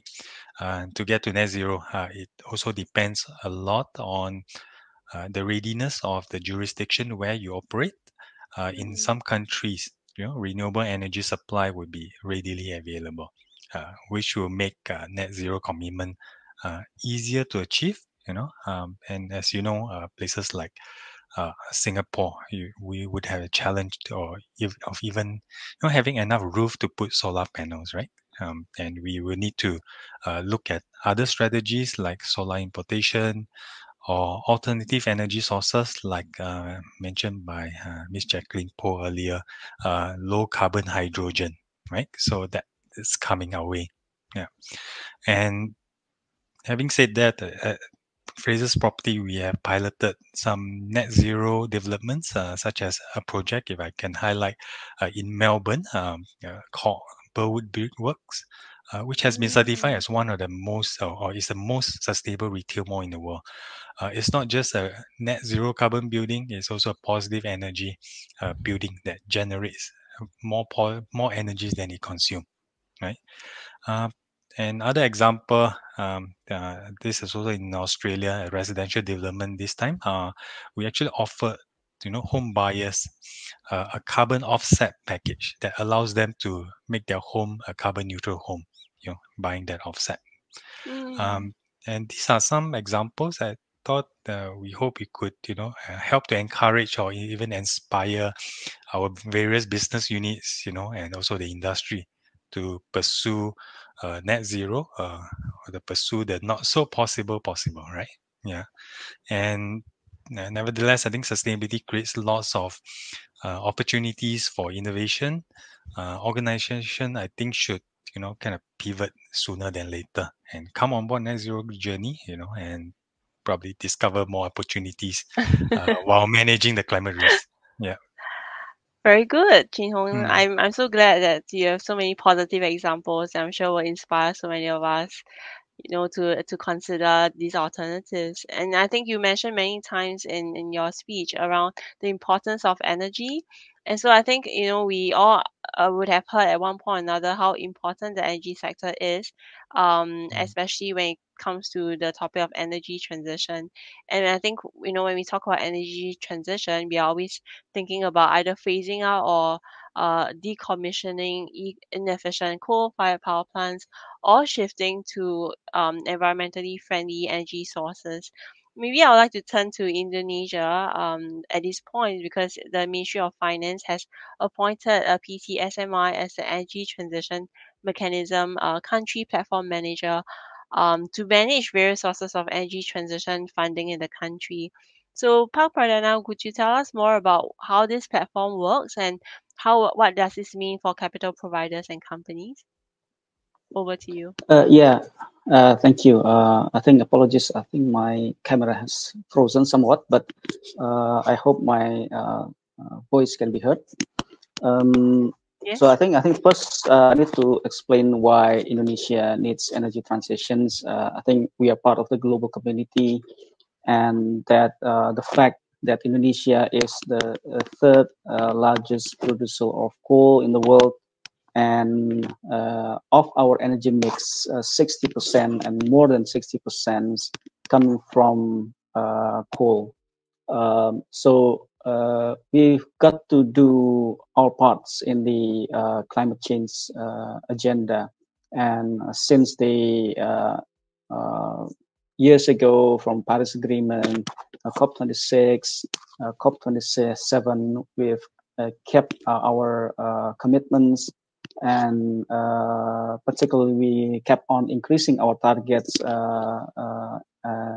from I think the NDC target from Indonesia has come up recently from 29% to 32% with our own effort, or 41% increase to 43% with international support. And the last, our commitment has been shown globally at the G20 presidency last year, whereby we are very much focused on the energy transitions as part of the main agenda that's been raised in the G20 summit. And part of that solution that we offered is that we are creating a blended finance platform called Energy Transition Mechanism country platform that SMI was appointed to become the manager of that platform. And I think that's a huge undertaking in a way that there's so much needs to be done. And there's two main parts of the energy transition in Indonesia. One, of course, the early decommissioning of coal-fired power plants, as that we have so many coal-fired power plants, and most of them are quite young. And that needs to be speed up the reduction of the capacity of the coal-fired power plants to make ways to scaling up the renewable energy mix. So that's the two parts: the reduction of coal-fired power plants and the scaling up of renewable energy mix. So that's we've launched the ETM country platform back in November during the G20, We've signed with so many partners, 14 that we signed the MOU in Bali, but I think in principle that we need collaborative support, from all parties to make the energy transition in Indonesia happen. That's great. Thank you so much for that, Pak. I think at this point, we also want to think about another country in Southeast Asia, Vietnam, that has made net zero commitments at the national level. And we do hear of such a huge potential for more investments in the green sectors. Vina Capital, as we know, has had a very long track record of investing in Vietnam. And since it was founded in 2003, if I may turn to Mai at this point, how has the green financing landscape in Vietnam changed over the years? And how does Vina Capital see its role in the net zero transition? And also, of course, if you have any examples of how you have worked with the investees on this front. Mai, over to you. Thank you, Sis, and it was great listening to the other speaker talking about their involvement in this net zero transitions. So yes, first of all, because since you mentioned Vietnamese government commitment, so I would like to talk about a little bit about the net zero landscape in Vietnam at the moment. So Vietnamese government has committed to achieve a net zero by 2050 during COP26, and also we continue that commitment in COP27. And since then, the government has have some activities in order to pursue that target. For example, we start some legal framework to support the countries in different sectors to take on the first movement toward the zero net target. For example, we have the taxonomy initiative, and also we to have some green bond program that's coming this year and next year. So since the countries really announced the commitment to net zero target, we also see some new investment coming to the countries. For example, we have Lego, is the big Danish companies. They just have started invest billions of dollars in Vietnam to build their net zero factory in the southern part of Vietnam. From Vina Capitals, yes, Vina Capital has been investing in Vietnam since 2003, and we've been a responsible investor, and we always cares about the products that we develop to invest in Vietnam. And we see the obvious trends in the last decades that Vietnam is transition to greener and more sustainable direction. And at Vina Capital, we start some green energy projects, such as we start an investment on the NLG, and also we open a new business to invest in renewable energies. We also have real estate, and we pursue green building certificate, not like like Fraser's Jin Hoon that mentioned about properties. And also at the moment we're looking for the new business opportunity, which is carbon credit trading. And Vietnam, there's a lot of potentials for that, so we really working on it, and we looking for partners around Southeast Asia at the moment to develop the carbon credit trading in Vietnam. And also, you might heard that Vietnam recently has announced the GETP, Just Energy Transition Partnership Agreement, which we will receive around more than $15 billion to have Vietnam to phase out the high carbon emission energies and pursue greener energies such as like solars and wind energies. And at Vina Capital, we're also looking for the new co-investment opportunities in offshore as well as onshore wind powers. So that is very just to give you an overview about Vietnam and also what we've been working at Vietnam Capital in order to contribute to the net zero transition of the countries in the Southeast Asia regions.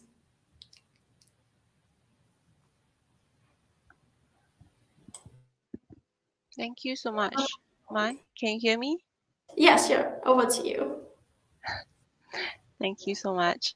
And I think you have touched on a number of very interesting developments in Vietnam, and I think they are all really things that people would be looking out for in 2023. I am just thinking also as we were running these events, we have a number of questions that have come in related to what we call the hard to abate sectors. These are emissions that tend to occur in either the heavy industry, such as the cement, steel, and chemicals, or the heavy duty transport, for example, shipping and aviation. And we know that a lot of these activities are the ones that precisely form the backbone of many Southeast Asian economies. If I may turn to Hui Shi at this point, how do private banks like UOB see its role in facilitating a net zero transition in the wider Southeast Asian region? And what are some improvements UOB hopes to see from clients who come from these hard to abate sectors? Over to you. Thank you, Xingyi. So at UOB, what we have started to realize as we start engaging our clients is that a lot of the SMEs, especially in these hard to abate sectors, have yet to figure out what exactly is sustainability. So generally, I would say classify that there is low level awareness among SMEs. So what UOB has started to do is we have developed a sustainability compass to raise the education awareness. This tool is actually free on our website for customers to try out to identify which stage of the sustainability journey that they are on. And there are some action plans that will come out of this toolkit that will allow them to look at how they may want to consider sustainability and start to decarbonize. The second way we have encouraged and encouraged companies is to actually start to measure their carbon footprint, because you can't really decarbonize what you don't know. And once you start to measure, you identify the pain points where you generate significant carbon emissions, and you start to take steps to gradually decarbonize your own operational footprint. And also, as we engage the customers, what we are actually engaging with them is a lot of the trends that are coming and looking at their products and services and how future ready are these products and services. So sharing with them some of the industry trends that we have been seeing, and look at, based on our understanding of the ecosystem, how they can actually potentially pivot their business model to one that is more sustainable.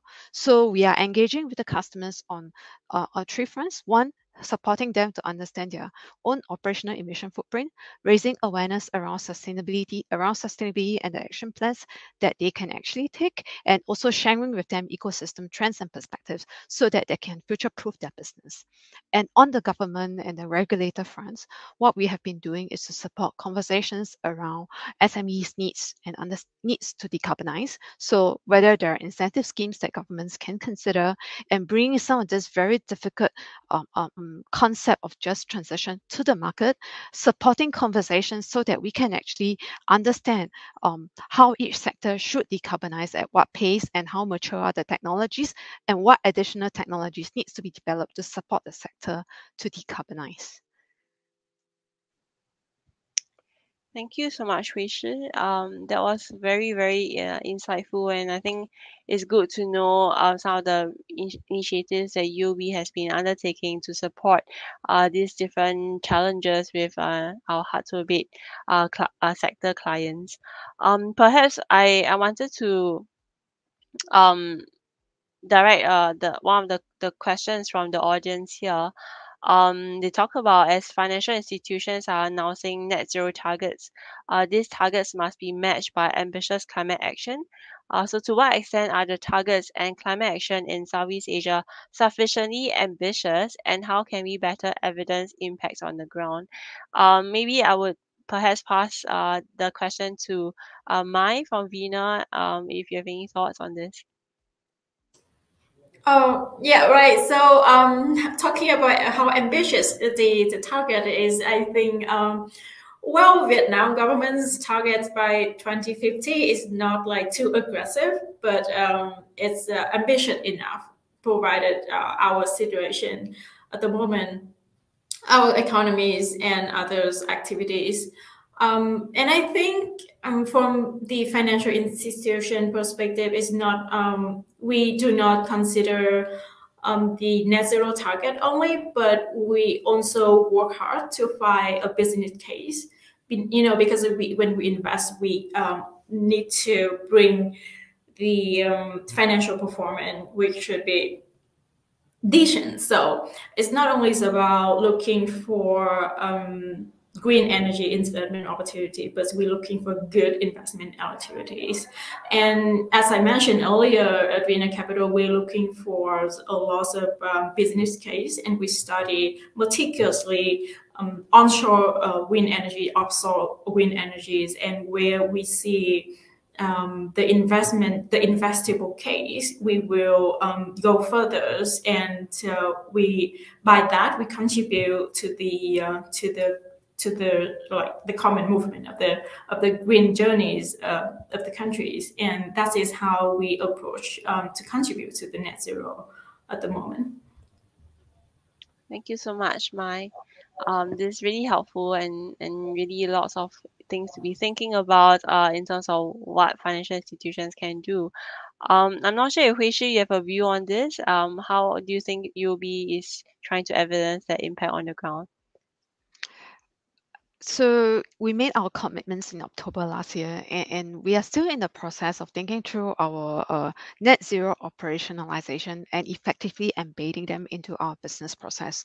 So there will be some sort of actions or targets that actually come out from the net zero commitment, essentially turning commitments into action, right? Which is the theme of this panel. So what we expect is annual reporting at the minimum against the commitments they have made, the carbon intensity of our portfolio.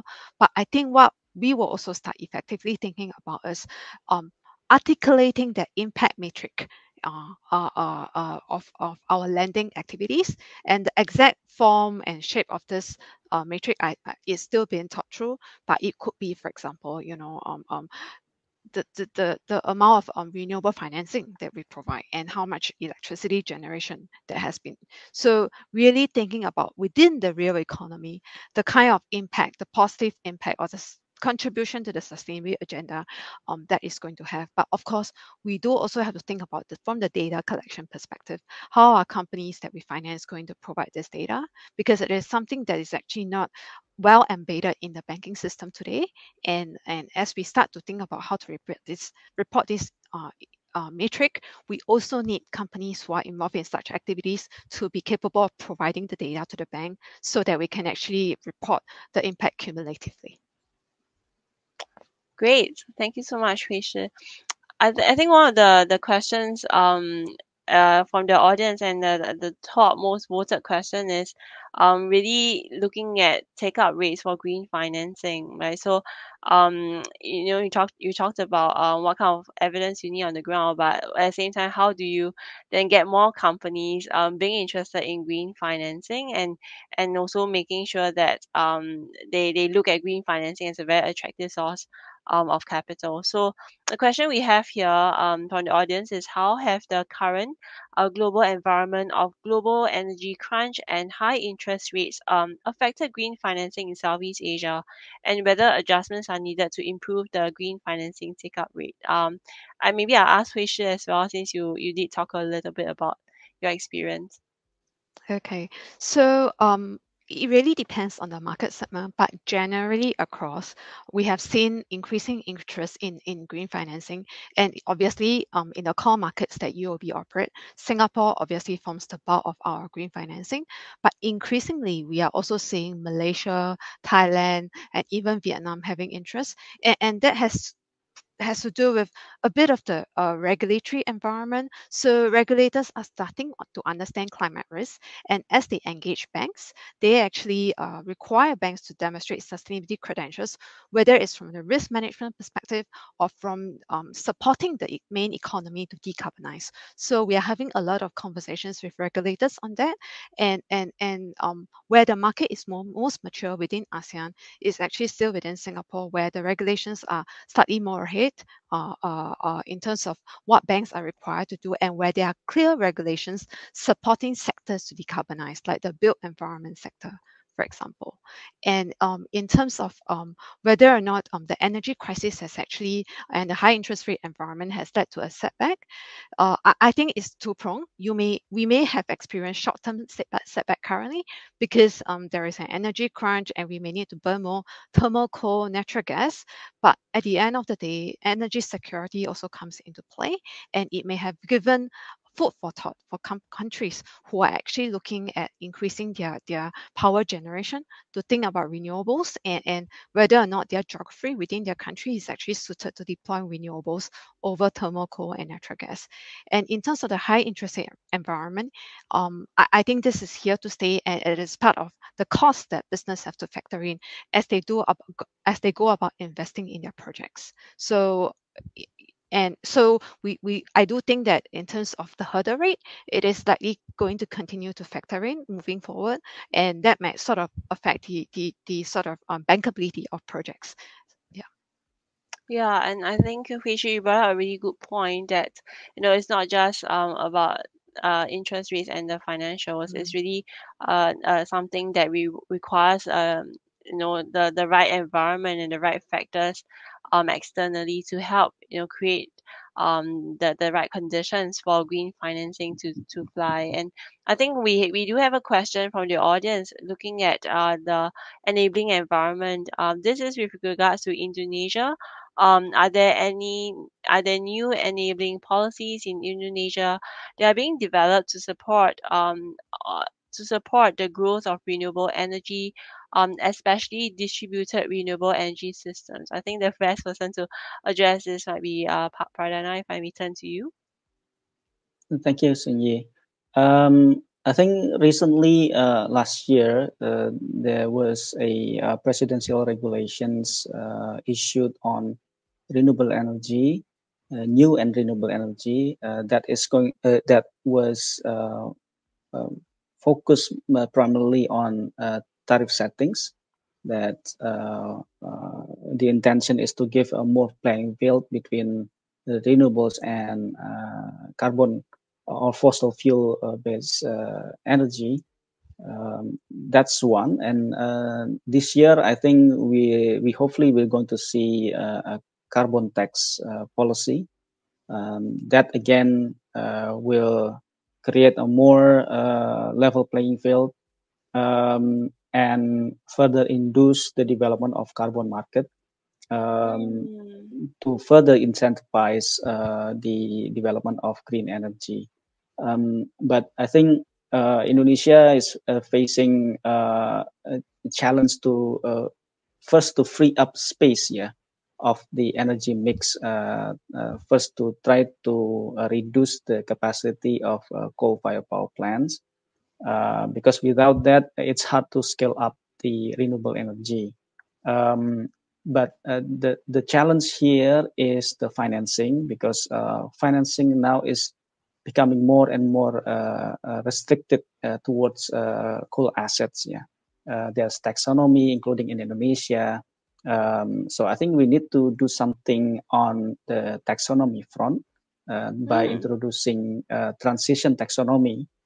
We've started to engage and discuss with our Financial Service Authority, the OJK, to try to create some transition taxonomy. But at the same time, we hope that in the international arena, the transition taxonomy can also be discussed, and in the hope to be able to mobilize private capital. So I think that's also going to help and trying to finance coal asset, but not in the effort of increasing the capacity, but the other way around to reduce the capacity. So that's what we're trying to do with the regulator at the moment. I see. This is really fascinating, Pak Pradana, and I think you did bring out some important points around the importance of some of the regulations in facilitating the transition. There's actually a very interesting question that came in through our participants, and they did come up with this question around is it actually not easier and cheaper to go straight to net zero if we do so through renewables, improving the buildings, top-down planning, as compared to trying to tackle legacy infrastructure? Maybe I'll direct that question to Pak Pradana, and then maybe Chin Hong, you also have a view on this. I will start from the infrastructure aspect first, because that's our specialty. Yeah. So basically, in Indonesia, particularly, the situation is probably quite specific because we are a country of many islands. The grid is not well connected, as you know.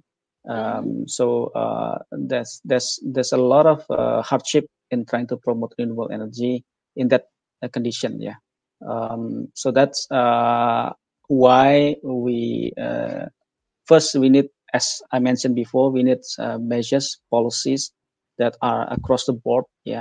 But also we need to go down and have a look at regional level. And trying to induce and apply policies that can induce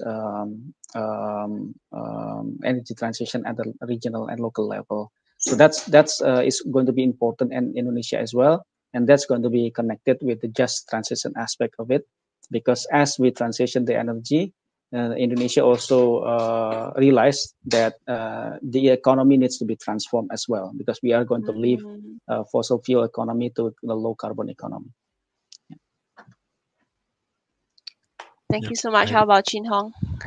Yeah, if I can continue on that, I think it's really when it comes to net zero, whether there's definitely not an easy task, definitely not going to be cheap, I believe, well, there are a couple of strategies here, right? We talk about, when we talk about net zero via renewables. Let's look at, the supply and the demand, right? So, mainly, if you look at the demand, basically the consumption side from all of us, right? We consume energies, right? And the other side of it is the supply, whether we can make, the energy supply all renewable, or carbon neutral, right? Either way, you can make it work, right? If you have no consumption, you don't need a supply. The key thing is how to balance that, and both have to kind of work hand in hand, at the same time. When we increase our renewable supply, we have to reduce our consumption, right? So that, that it kind of work to go towards net zero or carbon neutral. And for buildings especially, or the built environment, as I think most of us are kind of aware, is one of the large emitter. We kind of account for 40%, close to 40% of the global carbon emission. And there's a need for all of us, right, to kind of lower our kind of energy consumption within our buildings, and that would definitely helps. And also I think when it comes to planning, like I think Singapore is a good example that, we have goals to get to, 80% of our buildings being green buildings. That actually means lower, carbon footprint, lower energy requirements. And I think most of the other countries will actually aims to, reach that, and we all have legacy, infrastructure legacy, buildings, old buildings that, it's very hard to kind of do some, as enhancement, whether you tear down or redevelop to more efficient buildings, we all have that legacies. But I think with today's technologies and solution, I think we can kind of mitigate that. Thank you so much. And I think you brought out a really important point, which we need to be thinking a lot more about is what kind of technologies can help us accelerate that net zero transition and to get us to where we need to be. We do have also some questions from the audience. Looking at from your experience so far in your different fields, what do you think we should be doing differently in 2023? Maybe I can go one round to hear from our different speakers. Maybe I'll start from my top right hand corner, Mai, and then Pak Pradana, Chin Hong, and then Hui Shi. Right. So would you like me to continue with the previous questions, or? I think the audience is asking, what do you think you will do differently in 2023, given what you have learned so far on the net zero journey? All right. So that is good questions. It's all like a New Year resolution, and so I think what would we do differently? Actually, when we planned to learn about our business case, we have the plan ahead, and we also had some lesson from the past, but it's more about, because our investment in energies, for example, or real estate, is not a short-term investment just for like a couple months or 1 or 2 years, but it's more about like the terms of over the course of 5 to 10 years. So we need to stick with our plan. Of course, we need to add some new information. For example, we have new interest rate, which is higher. Also, but we have some other positive news. For example, Vietnam gets some new agreement on green building. So based on that kind of change, we would again stick with our plan, and we would just continue and adjust the plan to meet our target, because yes, our target is to invest more in renewable energies. I think it's hard because to change just for 1 year or 2, and the situation in Vietnam and in the world right now, we have some uncertainties. There's also uncertainties, but we don't know how long these uncertainties will last. So we pretty just adjust, or maybe we can slow down or faster 1 or 2 activity. But in general, I think we just continue with the plan we has laid out in the previous years. Yes. Sure. Thank you so much, Mai. So we now continue with plan and adjust accordingly. How about Pradana? What will you do differently in 2023?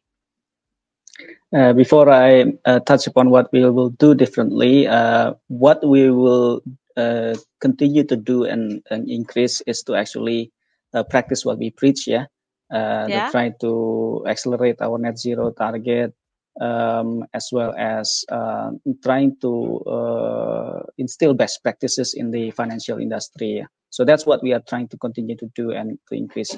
What we will try to do differently, again, still related to our mandate, which is in the infrastructure sectors. I think in the renewable energy, I think we need to explore areas that we haven't explored. Subsectors. So we've done geothermal, hydro, and other, but I think we need to keep expanding our subsectors in renewable energy. The energy conservations, the energy efficiency sphere. I think, thank you very much, Carbon Trust. It has been helping us on creating a study and business models on that. We will try to look into that. But one thing major that we have just recently realized is that I think we have to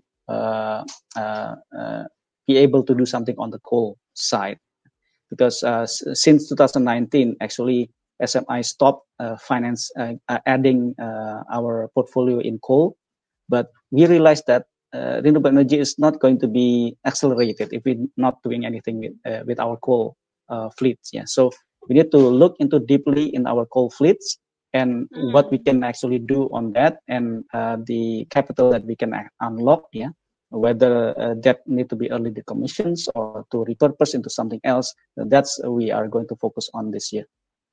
That sounds really positive. And all the best to you, Pak Pradana, for this really ambitious plan you have ahead. How about Chin Hong? What are your thoughts? Yeah, what can we do differently? I guess, as we kind of learn or being part of this journey is let's get more ambitious each year, right? And especially, I think if we picked up the knowledge, I think we're more comfortable to kind of explore or discover more in this journey.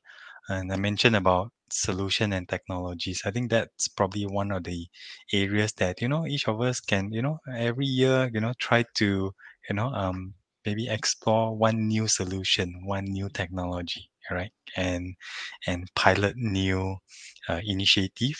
I guess that would be the steps in the journeys, towards decarbonization. And I think we all have a limited time and resources, I guess, allocate the time or within the team itself, exploring some of the solution and technology. I think that'll be useful. And I think resources, that's another one, especially I think when it comes to sustainability, I think, the right team, the right people should be put in place. And hopefully each year we can all allocate, new resources to this area. Fantastic, Chin Hong. I think you really nicely sum up what we are trying to discuss for our panel today. And just to summarize some of the key things that I've really learned from all of you, the importance of having right regulations to create the enabling environment, and also seeing how fast things are moving on the ground. And hearing all your ambition makes me so much more encouraged that we are going to see momentum continuing into 2023. You also talked about having some strategies and plans in place, and also having a good relationship with a lot of your investees, your borrowers, to be able to deliver on those commitments. I think finally the point around technology is such a critical point in helping us accelerate that transition and making sure that we get to where we need to be. And so I think with that, I just want to thank all our speakers today, especially our four speakers here on this panel with me, Chin Hong, Mai, Pak Pradana, as well as Hui Shi. Which I hope you enjoyed the discussion today, and thank you so much for your time.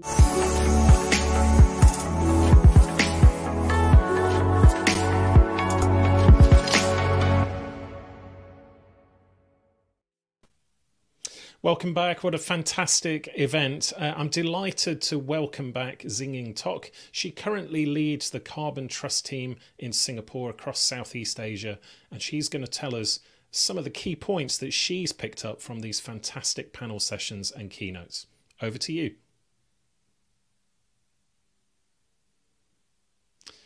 I think you're on mute, Xingying. Yes, thank you, Ralph. Thank you everyone for staying with us throughout these two very inspiring panels. I think we've really managed to achieve our aim today, which is largely to see what the practical challenges are in companies. But despite that, how is it that they have been moving forward and driving an ambition towards net zero? Thank you so much to our panelists today. Your very frank and open sharing has given us a lot of food for thought.